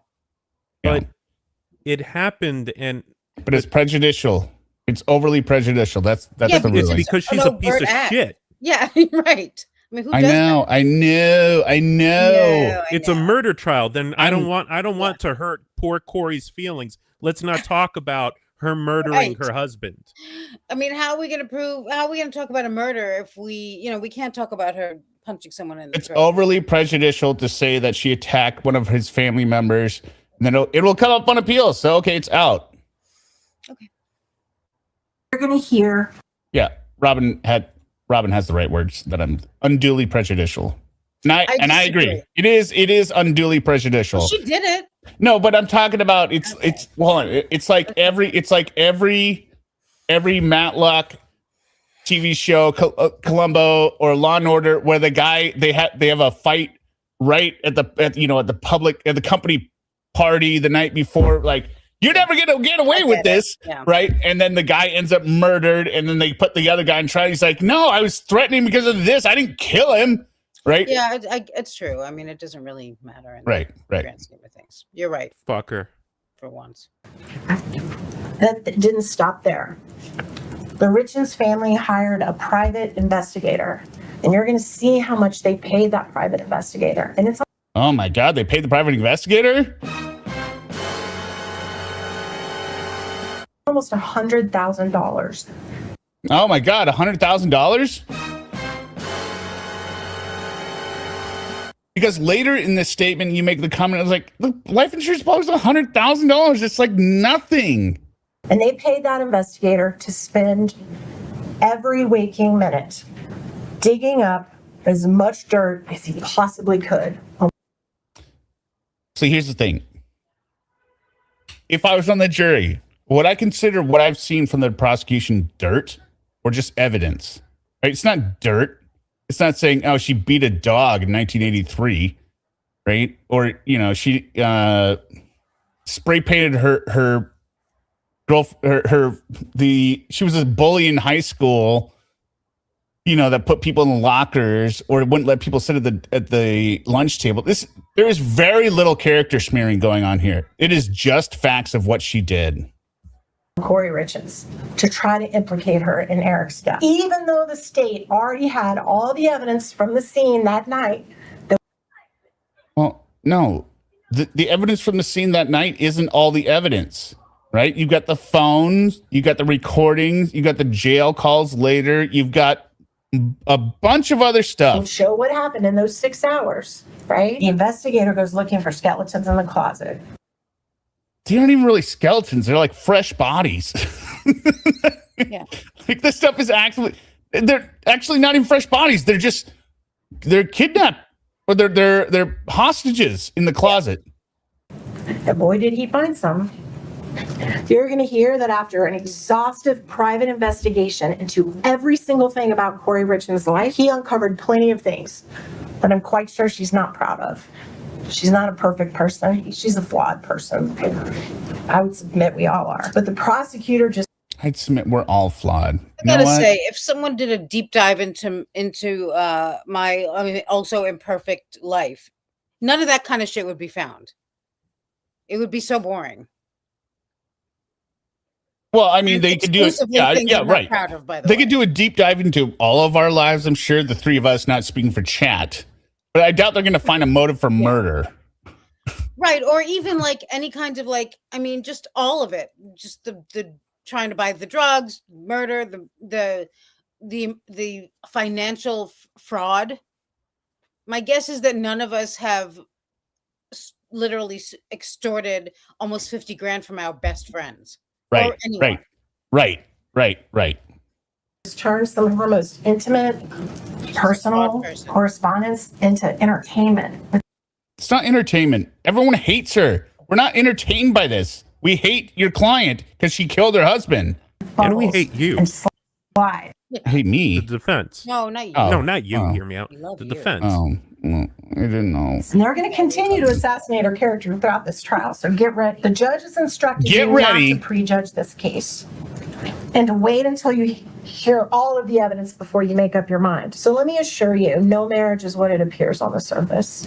What happens when we close our bedroom door is very private and is not always known by family or friends. And I think you're going to learn a lot about Kouri and Eric's relationship in this trial. And I would ask you to wait before you go rush to judgment like they have about her sexual morality, her personal decisions, about her marriage, and about her family. The prosecution is going to spend days and weeks telling you all about arguments Kouri's had with her husband. They haven't, right? No. We haven't heard of one argument. Years past. Problems in their marriage, yeah, they had them. Disagreements, infidelities, ups and downs in their marriage, all true. They're also going to tell you all about Kouri's business. They tore it apart. They examined every bank account, every real estate deal she ever did. So that would mean they know, like, it's not just a slice then. So defense, if this is your argument that they're nitpicking, then you're going to show us where she made money, right? Taxes, when she made money, when she lost money, if she paid her taxes on time, if she bounced checks, if she borrowed too much, if she didn't borrow enough, if she borrowed wisely, if she was too risky in her business. You're going to hear all of that. None of that has anything to do with those 6 hours, but you're going to sit through. Yeah, it doesn't have to do with 6 hours. You have to sit through you asking questions that don't fucking matter in all kinds of stupid ways. Robin says the opening is making it necessary for Kouri to testify. There you go. Oh, wait. No, I think No. In order to testify and clean up the inconsistencies with the right, exactly. That's what I keep saying. The opening is making it worse for the defense. It's really a textbook example of what not to do. Through Robin, who actually knows things. Well, Robin and I agree. She has to testify because if she doesn't, I don't understand what we're doing. I don't understand why we're going to trial. I don't understand what we're doing anyway, but yeah. Because the only way she explains all this stuff away, even before trial, is to say, I'm going to get up there and say something different and they'll believe me. This one doesn't seem to have much of a plan, though. So, I mean, she can't wait to screw herself over, this attorney. The plan is that Kouri's going to get up there and sell it. Right. That's why I keep saying she's going to testify. Because if she's not going to testify, then you should be doing a much different version of this opening, being like, you should keep it like they're never going to be able to prove that Kouri put anything into his drink. They're never going to be able to prove that there was like that circumstantial, that's doubt on the circumstantial evidence. They're introducing all this stuff like, no, you're going to see that she was great and she loved her husband. And no, we have seen the exact opposite. And you're going to listen to all of it. And you're going to hear testimony about her most intimate personal and business affairs going back years before Eric died. The family and the private investigator even became convinced that Kouri had tried to kill Eric before on why reiterate this? Valentine's Day, when he had an allergic reaction to a sandwich, drank some Benadryl, may or may not have taken an EpiPen shot, took a 2-hour nap, and then drove his kids to soccer. That's the evidence you're going to hear about. But your client says in text that he didn't take an EpiPen. So then why are you going may or may not? Valentine's Day. You're going to hear that he had discussed with Kouri that he was going to drive the kids to soccer. So they're asking you to believe that she secretly put narcotics in her husband's food right before he's going to drive the 3 things that matter the most to her in the world to soccer. You're going to hear that Eric this incident wasn't even a blip to Eric. He had a professional allergy doctor that he saw very shortly after this incident. He never even brought this up. Eric talked about it with his doctor. You're going to hear that he laughed about it with one of Kouri's friends who visited shortly after. He thought it was funny. Interestingly, you're also going to hear that people who use oxycodone or hydrocodone, like that bottle said, also tend to have allergic reactions. They can have very similar symptoms if you use pain pills to the symptoms described of what Eric Get the victim's name wrong. Go ahead. Eric. experienced on Valentine's Day. Here's what you're not going to see in this trial. You're not going to see one single bit of evidence showing what was in that sandwich. Exactly, King's Chris. She explained in the text that he didn't have an allergic reaction, but now they're saying he did. That's what I'm saying. This makes no sense. Went to a doctor, if he did any test run, because he didn't.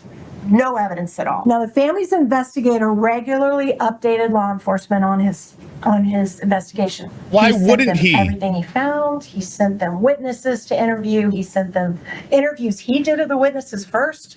You're going to hear this very same private investigator took Eric's computer before the police got it and had it for a long time in his possession. But here's the thing. We haven't seen any evidence from the computer, have we? And maybe the police should have fucking grabbed it then. But we haven't seen any. No. This was on his PC. Probably doesn't even matter. So why does it matter? That's probably why they didn't introduce it, right? Yeah. So the defense can't be like, oh, well, the private investigator had this first, didn't they?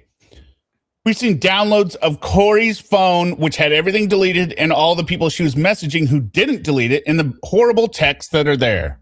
It's like the classic Looking through all of Eric's unprepared defense. They don't know anything, it seems. They're just not good. I think it's simple as that. People just need to accept there can be objectively bad defense teams.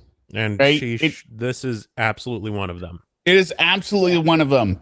And there could be objectively bad prosecution teams, just like in Brian Walsh, where they're just, and this is from the 99791. And Google searches, let's not forget. I'm sure he didn't have any. I'm saying the way you present your case can be objectively bad. I think the prosecution is doing a great job in this case. I think Brian Walsh is the example of how you don't present something, even though they got the conviction. Yeah, they were lowering the bar as far as they could to throw away a slam dunk. Yeah. Computer. You're also going to hear Eric's family went and hired experts. They hired experts in toxicology, in finances, in handwriting analysis. So that tells me that they really believe it, right? If you didn't believe this was what it was, why would you throw any weight on the private investigators, right? Yeah. Be like, no, and I'm sure it was the private investigator that said, hey, you should hire these experts, right? And it wasn't like his brother-in-law or his cousin. Hey, my cousin can do some toxicology stuff. I have his trailer over in Mesa. Paid them all a bunch of money.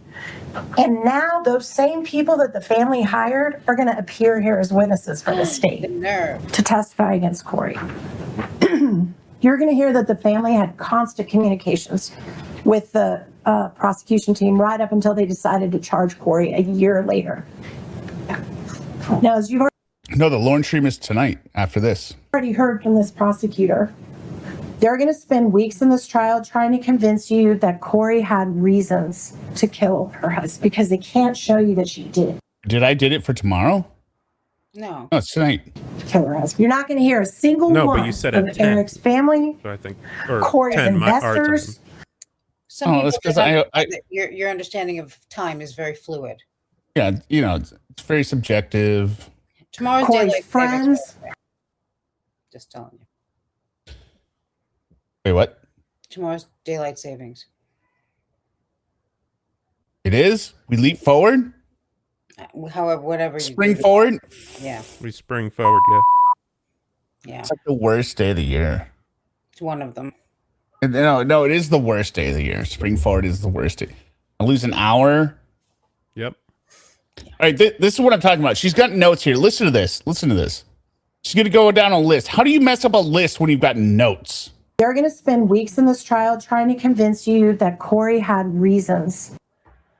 Quote unquote reasons. No, it's not quote unquote reasons. It's very legitimate reasons. To kill her husband because they can't show you that she did kill her husband. You're not going to hear a single one of Eric's family, Kouri's investors, Kouri's friends, her lover, her accountant, her broker, her lawyer, her. Why did you stop looking at the paper, Gungan? Her. Marriage counselor, her accountants, her husband's friends, her husband's coworkers. Not one of those people is ever going to be able to tell you what happened in those 6 hours. Not one of them. You're going to hear me ask each one of them in this trial. Do you know whether or not Eric Richins knowingly ingested fentanyl? That was interesting to hear on replay today. I don't remember her asking this other than maybe once. She definitely did not ask every witness, right? Did you hear what said, No. Sima? No. What happened? Okay. Sima's faded. You neither? I'm not fading. I just got here. What are you talking Okay, about? just listen. In those 6 hours. Not one of them. You're going to hear me ask each one of them in this trial. Do you know whether or not Eric Richins knowingly ingested fentanyl? She hasn't asked that of any of the Not witnesses. Not once. I think actually maybe once, but she said, I'm going to ask every witness. The problem is she asked so many stupid questions that if she did ask it, who knows? But I don't think. I mean, I do recall. I feel like I recall her asking it one time with a relevant witness, but she said she's going to ask every single witness this. Do you know this? Do you know whether he accidentally ingested fentanyl thinking he was taking another kind of pill and it No, she doesn't ask this. had fentanyl in it and he took it and accidentally ingested it? Do you know whether he mixed fentanyl with alcohol after Kouri went to sleep? The answer every single time from every single one of these witnesses is going to be no. Now here's what Well, but you didn't ask them. you will hear. You will hear that Eric suffered from pain a lot. I hate this. I hate this next statement too. I hate it. That he suffered from knee and back pain related Not to this one. his work. He did hard work. He was a stonemason, lifting heavy stones, and he also was a huge outdoorsman. He was hiking, snowmobiling, skiing, hunting. It's weird. I just noticed this. So why does snowmobiling? Why does she do this? Why does she do the slow running man with snowmobiling? Does she not understand what a snowmobile is? She doesn't understand. Snowmobiling is this. She's like, snowmobiling. For those who missed it, look at this again. Let's just watch her again. Work. He did hard work. He was a stonemason, lifting heavy stones, and he also was a huge outdoorsman. He was hiking, snowmobiling, skiing. Snowmobiling. Killing all Giraffe. any animals, anything that moved, basically. Anything that moved within a 20-mile radius. Can we make fun of Gungan's neck? Yeah, we can.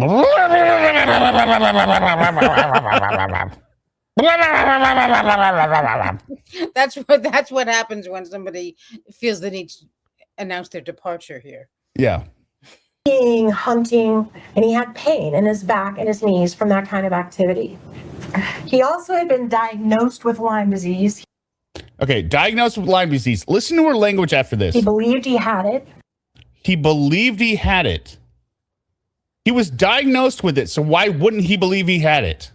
And he claimed to people that were very close to him that he suffered with intense bouts of pain, that He claimed to people very close to him that he suffered with very intense bouts of pain. This is such bullshit. This is like saying well, he thought he had it. And this connects in with stupid Ramos's question. Be like, well, did you know he had Lyme disease for sure? he believed was related to Lyme disease. Lyme Back that up. This is so offensive, right? They really should have been anti-Lyme's disease because that would have helped too. But how about anti-Lyme disease, the actual disease? This is so offensive. He was diagnosed, so why wouldn't he believe it? And he had pain in his back and his knees from that kind of activity. He also had been diagnosed with Lyme disease. He believed he had it, and he claimed to people that were very close to him that he suffered with intense bouts of pain that he believed was related to Lyme disease. But Why is it so subjective or questionable? Gungan, This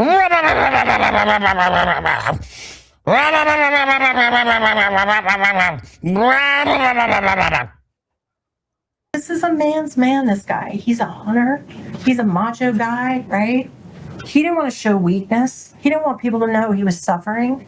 He didn't share that with a lot. You're going to hear that Eric was so dependent on the drugs, like the gummies that gave him relief from his pain, that he would even take it and smuggle it in his luggage. Marijuana gummies? Trips out of the country and out of the continental United States. When you got to go through TSA, that's how much he needed that relief. Now you're going to hear on one of the calls that they were recording when Kouri was talking to her family, she tells her family that she purchased pain pills for Eric at his request.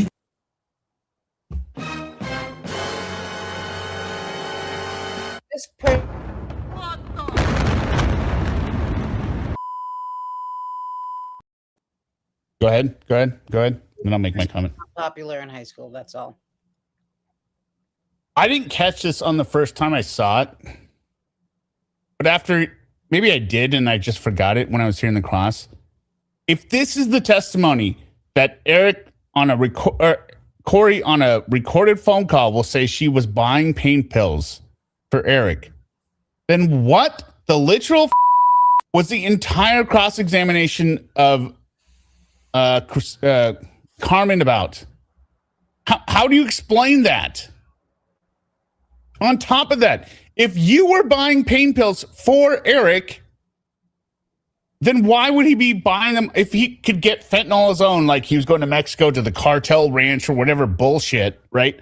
Why is he asking you to buy the pain pills? This makes no sense. And we haven't heard this call yet. Purchased them from a woman named Carmen that she knew. Who Okay, well then she did buy him from Carmen. So what? And it doesn't matter who she bought them from. She bought them. You just said it.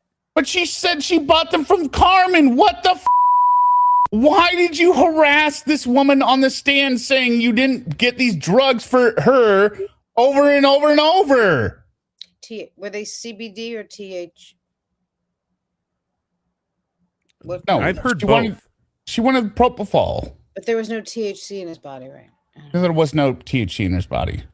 cleaned her properties for her. And she knew Carmen had access to people that had drugs. You will hear that she asked Carmen to get oxycodone. We didn't hear that. No. Oxycodone, which is very similar to the hydrocodone that you saw in that pill bottle right there. Your Honors, apologize. May we approach you? It'll happen a lot over the next 5 weeks. So why is this woman still going? And Why is this still going? Oh, no, but she just lost her objection because she's not going to say it again. You're going to hear that oxycodone is a fairly low dose pain pill that you can get prescriptions for.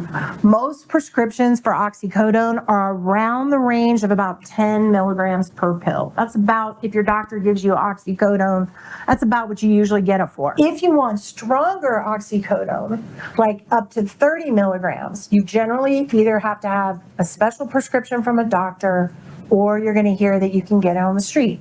Right? And the state has talked about this gentleman, Robert Crozier. Robert Crozier sold higher strength oxys, up to 30 milligrams. He's going to testify that back in 2022, before Eric died, that's all he sold was oxy. I mean, it's as, you know, it's as believable as somebody who's wrapped up in like a sex trafficking case as the middleman, right? Providing these people and being like, no, they were all 18 and older. I never trafficked somebody that was a minor. Never did that. Never did that. I mean, because why would he lie? Right? Why would he lie? No reason. Not that he could be caught up in another case, but you know. And she's the one who said drug users lie. So, or whatever she said, addicts lie. Whitney Marie, $5 says, can we please discuss why she buy more pills after his death? I'm so confused about that. I think that has to do with one of two things, right? explaining away that, buying the pills wasn't as set up for his murder. So she was just doing this regularly. Maybe she just took the pills herself, or for, her investor, as she called it, because she wasn't saying she was buying it for Eric. She told Carmen, I'm buying it for an investor, this fictitious investor.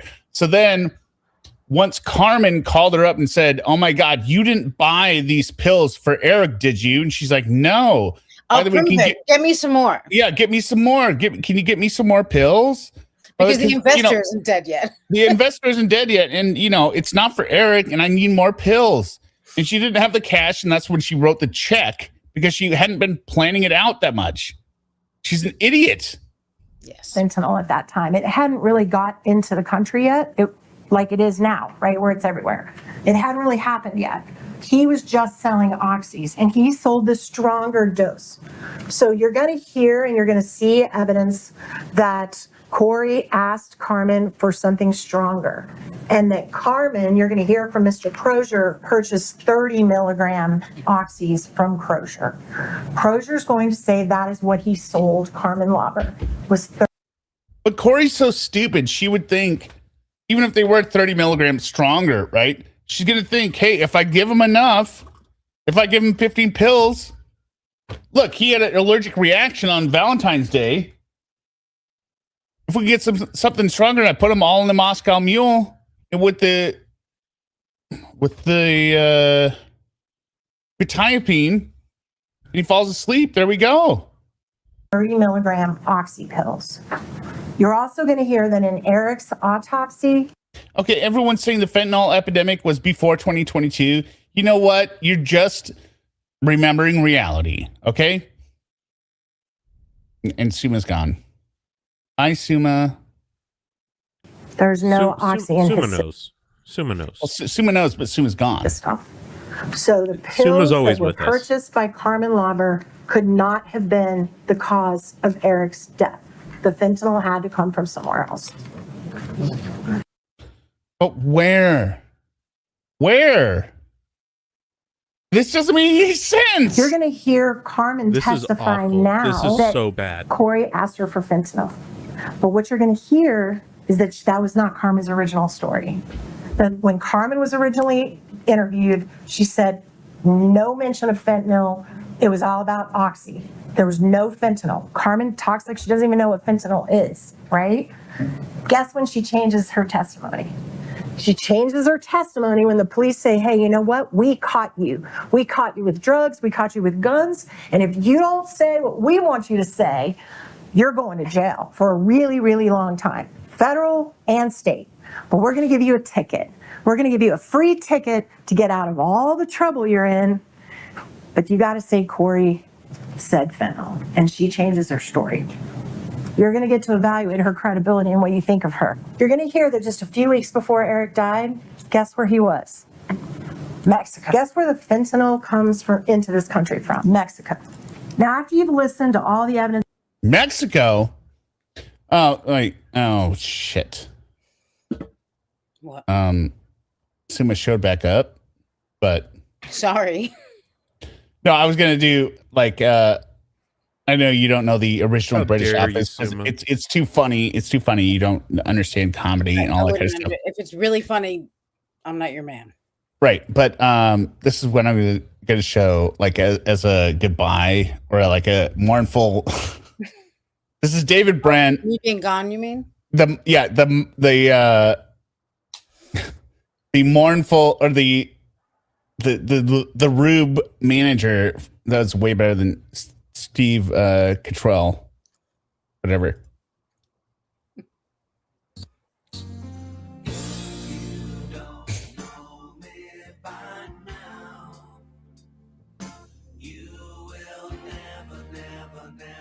What am I missing here? First of all, I have seen Ricky Gervais do stand-up in person. I know so much more than you know about everything that it's embarrassing to you. That's all I'm saying. What are you talking about? So you're saying Ricky Gervais isn't funny? I'm saying he's really funny. No, I know he's funny. What are you talking about? Never mind. Didn't you just start out saying I wouldn't understand that? Yeah, because I assumed you didn't know comedy. Okay. But in the show, David I had Brent, sex with Ricky Gervais, so don't even try it. David Brent's in the show. David Brent spent like $20,000 of his own money to make this music video. What is happening? It's just what's happening is exactly what you're looking at. It's just After you looked at all the exhibits, you're going to be asked. Why does everyone have to? How? Wait a minute. Wait. How does everyone not understand what this channel is like now? Do you not understand how this channel works? I get a thought in my head. Both of my co-hosts are in the background. I get a thought in my head. It's a funny reminder, a kernel, and I'm like, okay, yeah, it reminds me of this. I got to play this, right? It's not. You're not watching Joe Rogan. You're not watching Adam Carolla. You're not watching, I don't know. The Pat McAfee show. What happened in that city? Is Right. anyone giving you a heart? Who is it? Is there anyone asking? I don't know what happened to this channel now. I don't Yeah, understand. No, people keep saying what. Even Derek said it. Like, what the hell is happening? Yeah, but he's Yes, because what the hell is happening? Why are we watching? Ricky Gervais sing "If I Don't Know You by Now." That's That all. was the joke of when Suma left. Yeah, I get it. It's not funny, Suma but gets it. Suma knows. I know it, but you know. Well, of course, Suma knows, but Fletcher Boy 999 is Kathy Nestor Diane Down's missing daughter. Oh my God. Whoa. She is a handsome woman. She's kind of big bone for it though. And Napalm Sunday, Suma schooled you on He never Rice. napalm. Never. Well, this is Ricer Gervais. Okay. It's Ricky Gervais with a K, and Gervais is spelled with a G. Napalm knows. And you did not acknowledge it. Well, I'm not going to take getting I don't get. fooled on a chat where they said Ricey Gervais with a J. But you didn't acknowledge it before that. I apologize first of all. No, you did understand what it was. Do you know the He's also a huge animal lover. his rap video where he's like, yeah. And don't 6 hours. Not the 3 years before, not the 2 years before, not the 1 year before. In those 6 hours, you're going to have to decide if Kouri Richins intentionally and knowingly poisoned secretly her husband, ending the life of the father of her kids, knowing that she was going to cause those little boys to feel pain every day for the rest of their life, for the Correct. loss of That's their what she father. did. That's right. And that she did it Yeah, I mean, it's exactly what she did. for And money. then wrote a book about it just to shove it in everyone's faces. Yeah, and it is David Brent played by Ricky Gervais. Okay. And that she did it for money that was less than what she was about to make on one of her own deals. No, ma'am, we have seen the evidence. She could not finance the property. For way less than what Eric Richins would have earned over the next 2 years, 3 years, 4 years. Yeah, that only backs up that Kouri is insane. That she was like, I got to have my own business to make all this money and piss away all these dollars. I got to borrow money from my husband's house, and I'm fueling my business through debt. Way less than you knew she was guaranteed to get because she knew about the existence of the trust. People, when they go to closing arguments, they're going to reiterate what they said in opening, right? This is what we showed, right? They can't say any of this unless she gets up and testifies that she knew about the trust. Nobody else can testify that, because even her best friend came up on Thursday and said, yeah, it did not seem like she knew about the trust, right? This is why she needs to testify. Don't know me. She knew there's no guarantee on the assets or the home, right? Finally, you're going to be. Know What? me. But even this, She says she knew there was no guarantee on the home. I thought, Gungan, you started with, look, she already knows she moved in. She gets half of it, right? She gets half of it. So Gungan is saying that she knew if I divorce him, I get half. But if he dies, I don't get anything. Right? That's really what she's saying. So she's saying Kouri had no reason to kill him. If you kill him, it's even worse. Be asked to determine whether or not the sandwich incident was an attempt to commit a murder. That's going to be an easy one for you. You're going to be asked to whether she lied to the life insurance companies. And I presume the state's going to argue that the lie was that she didn't cause his death. Because if you cause someone's death, you can't get the life insurance. So I guess that's what they're saying the fraud is. And then Yeah, no, that is, you hit the nail on the head. Most offensive new edition. Yeah, that is the lie they're saying. They're saying she's saying she didn't cause the death when she did. That Gungan. And there's a little flyer that she got in the mail, that we've all gotten in the mail, that if you're a credit union member, about once or twice a year, you get this little thing in the mail that says, hey, we'll give you $100,000 free life insurance. Just sign here because we are so glad you're a credit union member. And so she signed that a little while before Eric died. Stop leaning your head to the side, man. It'd be the same as me going like tucking my neck in, right? Trying to. Yeah. Right. So she has to put her head somewhere, unfortunately. You know yourself, right? What are you doing? What are you tucking? You're like, I know the camera's over there. Lean to the side. Lean to the other side. Stretch out that neck, ma'am. For $100,000. $100,000. Well, I don't even remember what I said earlier. What was the $100,000 reference earlier? I don't know what the hell's happening right now. I think it was both of you were not here. There was some $100,000 reference earlier. Never gonna know what it was because. Listen, I'm gonna be straight up with you. You're I too may high. or may not have had some Yeah, THC. Yeah. Well, you got fentanyl filled gummies. There we go. There we go. So, Did you get it in Venezuela or Mexico? some cartel leader in Mexico. I figured. No, there was a reference to $100,000 earlier. I don't remember it, but That's Eric Richins made that in 2 months, right? 3 months. And they're saying she forged his name on that little flyer. oh yeah. That's right. Thank you, Unicorn Rancher. She's saying like they paid $100,000 to the private investigator, and now she's being like, it's $100,000. What does it matter? It's like chump change. Thank you, Unicorn. That's exactly what I was remembering. Yep.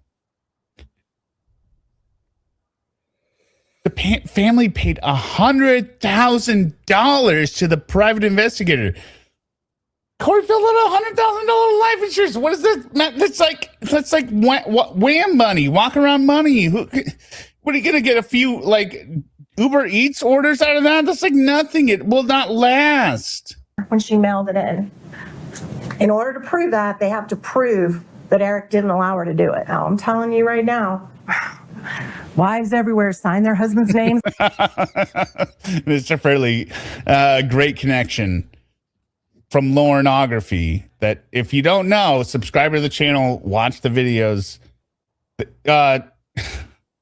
Perverted Justice got $100,000 per episode. That's a hell of a lot of incentive. Yep. Remember to hit the like button. A lot of things. You've got to find that she did it without his knowledge. And I don't know how they're going to prove that. Now, there is one piece of good news as you evaluate this evidence and the facts in this case. There is some good news for you. There aren't going to be a lot of facts that we actually agree on, but we're not even going to challenge. We'll just be like, yeah, that happened. Hopefully that's going to help the case move a little faster for you guys. Are you really concerned about moving it faster? Really?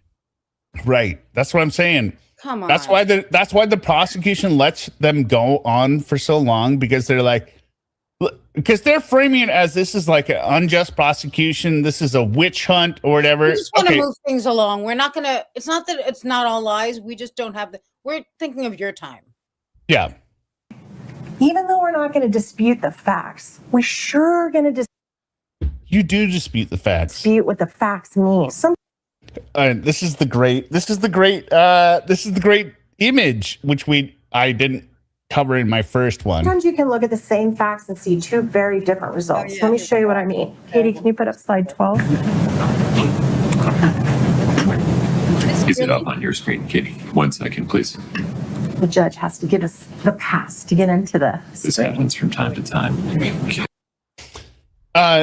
Side note, I think it's interesting. They said the judge has to give us the pass. I think, is this because of all the porn bombing that happens in court with like people like accessing stuff and be like, I'm going to display this, right? So the judge is like, I got to see what's up here first before you go ahead and do some hardcore porn. Right.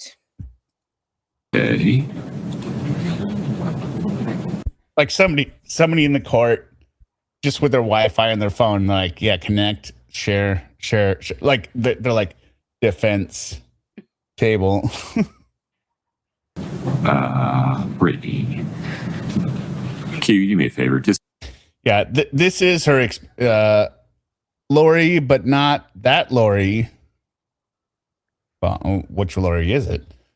This is her expected mic drop that falls flat. It really is. connect from table 1. It's a picture we've all looked at since we were 5 years old. I don't understand how this is. And I also. Oh, is this the picture? Yes. Yeah, this is the picture. And she describes it. She says the woman in the fur coat, and then she says the old witch, and then she says the widow. So again. Okay, 1 moment. There it is. So look at this picture of a young woman in a fur coat. See it? Now look. Young woman in a fur coat. Oh, I see it. This is so Oh my powerful. God. Look again. You see a witch? Nose, mouth. There's going to be times in this case where Also, the she doesn't state is point going to it out. discuss facts with Some people might not see it. Well, no, she does. I think because I cut out the silence, they said, okay, you see Yeah, the she says it, but she doesn't show it. She doesn't point to it. You know, you see the woman in the fur coat. Now, do you see the witch? I'm gonna lick you up and down. Yeah. But this assumes both things are true at the same time. It cannot be true that wait. It cannot be true that Kouri was buying drugs for Eric and didn't give him fentanyl. Right? Yeah. And it cannot be true at the same time that Eric was taking fentanyl on the side and that Kouri happened to simultaneously be buying drugs for him and didn't get the fentanyl. Like why would Eric ask her to get drugs if he's getting fentanyl on the side? It doesn't make any sense. in this case where the state is going to discuss facts with certain witnesses, and they're going to show you the witch. And I'm going to take those same facts and those same witnesses, and I'm going to show you a widow. You didn't say widow the first time, you cow. Yeah, this is forever. She doesn't point anything. She doesn't point like, with a laser pointer. Yeah, something like this is. Well, she said mouse. woman in the fur coat before, and then she said then they're going to show you the witch, and I'm going to show you the widow. She didn't say you see the widow. Also, widow. Yeah, Well, that's because an interesting Kouri's a choice, widow. Because Kouri's a widow. Kouri's a widow. But it's an interesting word choice. Yeah, and it's the whole thing is very stupid, in my opinion. At the end of the trial, Remember, she has notes. This isn't off the cuff. I know, which is shocking. Quite if frankly. you can still see both faces, that's reasonable doubt. That's reasonable doubt. The judge has instructed you that the burden of proof in this case lies with this table. Katie, can you put up slide? Oh my God. And this is where we get into the Constitution shit. If you're arguing the Constitution, it is weak. 13. Can you make it a little bigger, please? Even though I swayed the jury to vote not guilty on the jury trial was on with this guy that, I mean, he literally held up like a vial and he's like, see this dust in here? This is from This is from the limestone at the Hall of the Presidents, or something in Providence, Pennsylvania, where the Constitution, like he held up a vial with dust in it. He was like, "This is where the Constitution was signed." And I was just rolling my eyes, being like, "God damn, guy, you're just so over the top. I'm already going to swing the jury, but you're trying to make it. You look like douches. What are you doing?" He looked like Penn and Teller, like Penn from Penn and Teller. Like, it was huge. He's like, "See this? This is from Independence Hall. This dust, right? The limestone." Hi, Tanika. It was so funny. Like, it was just like, I was rolling my eyes and he didn't even realize that I was his best juror. The law presumes the defendant is not guilty of the crime charge. She's innocent right now, and you have to accept that to do your job. The presumption persists unless the prosecution's evidence convinces you beyond a reasonable doubt that the defendant is guilty. Katie, can you put up slide 14? This is a heavy burden for the state. We know that. And our Don't talk about heavy Gungan. Constitution gives them Not bad, Fletcher. Thanks for asking. that burden. Our Constitution, that same Constitution, promises Kouri Richins a fair trial by a jury of her peers, and that's you, her fellow citizens, who took an oath to swear that you will stand between Kouri and the government and make them meet their duty before they can get through you. And they've got to meet it by proof beyond a reasonable doubt. More powerful than just more likely or not that she did it. It has to be firmly convincing you. There are very few things we know with absolute certainty. The criminal case doesn't require proof that overcomes every possible doubt. But if you think there's a real possibility that she is not guilty, you must give her the benefit of the doubt and find her not guilty. And that's... Go ahead. I could have sworn that the woman sitting to Kouri's left behind her just picked something out of her scalp and put it in her mouth. Yes. Is that wrong? I'll back it up. Well, I mean, I don't know. I don't think that's a woman. I think it's a guy. Well, it doesn't really guy? matter. That's not the I think issue. it's a That's guy, the but I least also of our problems right now. Yeah, you will that's not even- stand between Kouri and the government and make them meet their duty before they can get through you. And they've got to meet it by proof beyond a reasonable doubt. Okay. More powerful than just more likely or not that she did it. It has to be firmly convinced. I'm like waiting, like with this face, or like, Yeah. God, don't do it. Don't do it. Don't do They it. didn't mention it. Don't do it. You. There are very few things we know with absolute certainty. Oh, it's a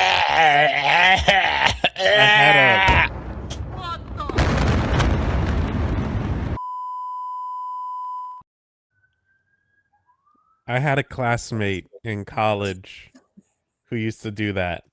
What is that? I think it's a nervous tick. People pull out their hair. Oh, yeah. There's a word for it that always escapes me. Yeah, and then my classmate used to do exactly that during class.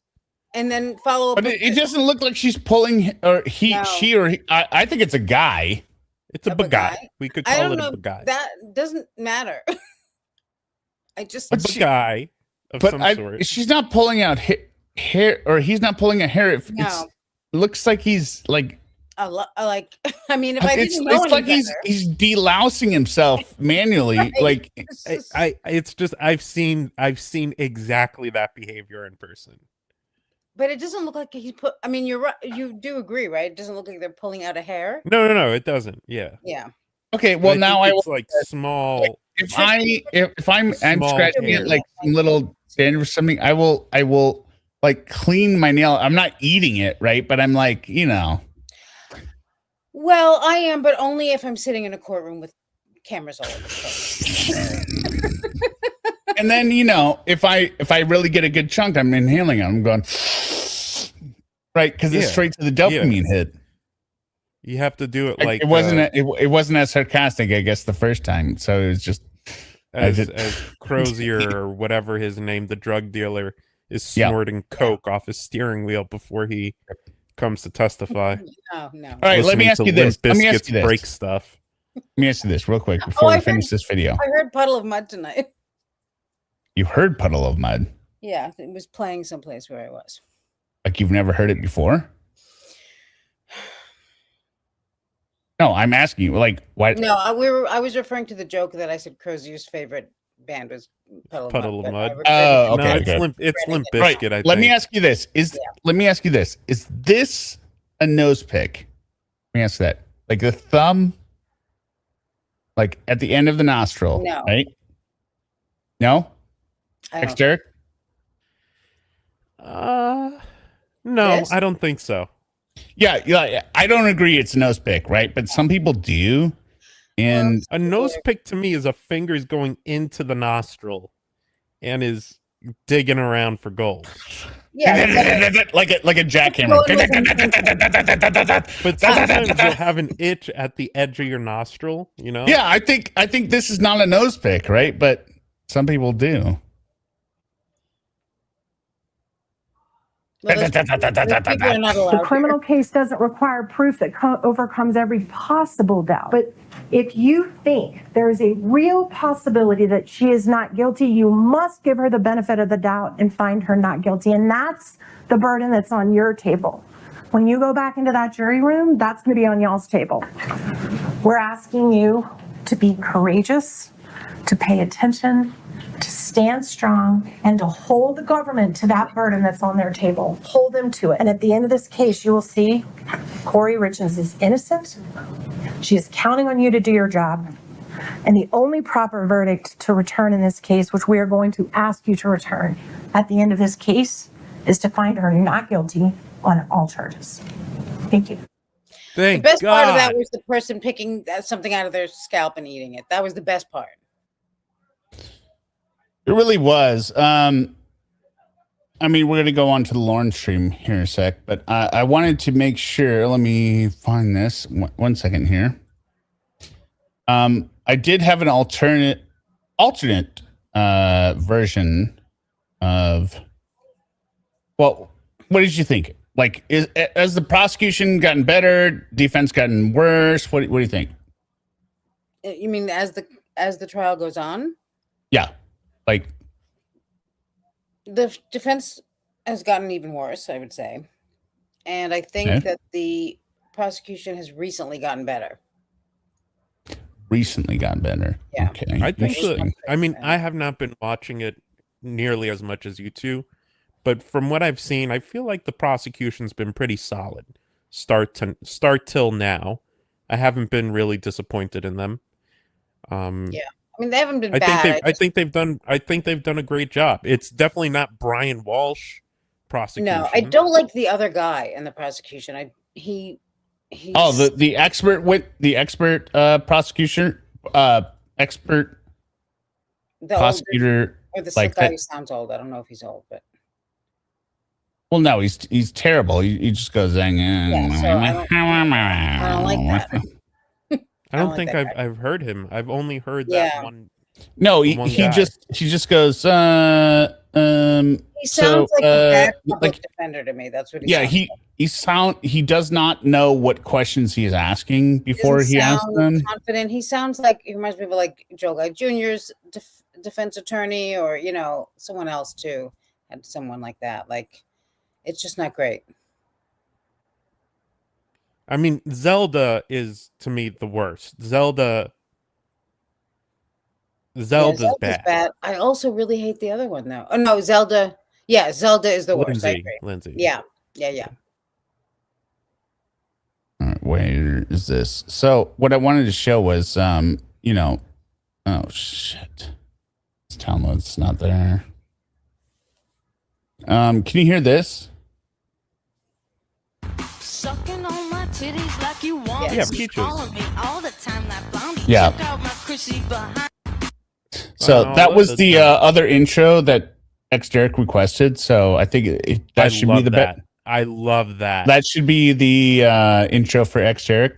Please make that my intro. Yes, I love that song. Okay, good. Well, Yeah. It's funny because I had set up Sumo with this whole like fake backstory, like I was going to hit you with it on surprise and you were going to be pissed. And then Sumo was like, no, I said it was great. And then I was going to, guilt you with like, well, Sumo said it was great. Why can't it be great for you? And now you just said it's great. So that whole thing kind of died. Blew up in your face. I'm sorry. I killed your joke. It blew up my whole, goddamn face. I cannot hear that song without hearing, without seeing South Park in my head. Yeah, I know. Such a good scene. So, that is the end of the prosecution stream. We're going to head on over to the Lauren stream now. All right. For the Lauren versus Will, where Lauren tries to express his manhood and how he is not scared of Will, which he 100% is, and gets beat up over and over. It's a great call. It's Final Impact. Great call. Yeah. All right. So thank you, everyone, for being here. Don't forget to hit the like if this is your first time here and you're just here right now. But I will hit the outro and then we will see you all over there. You both got the link, right? Exteric and yep.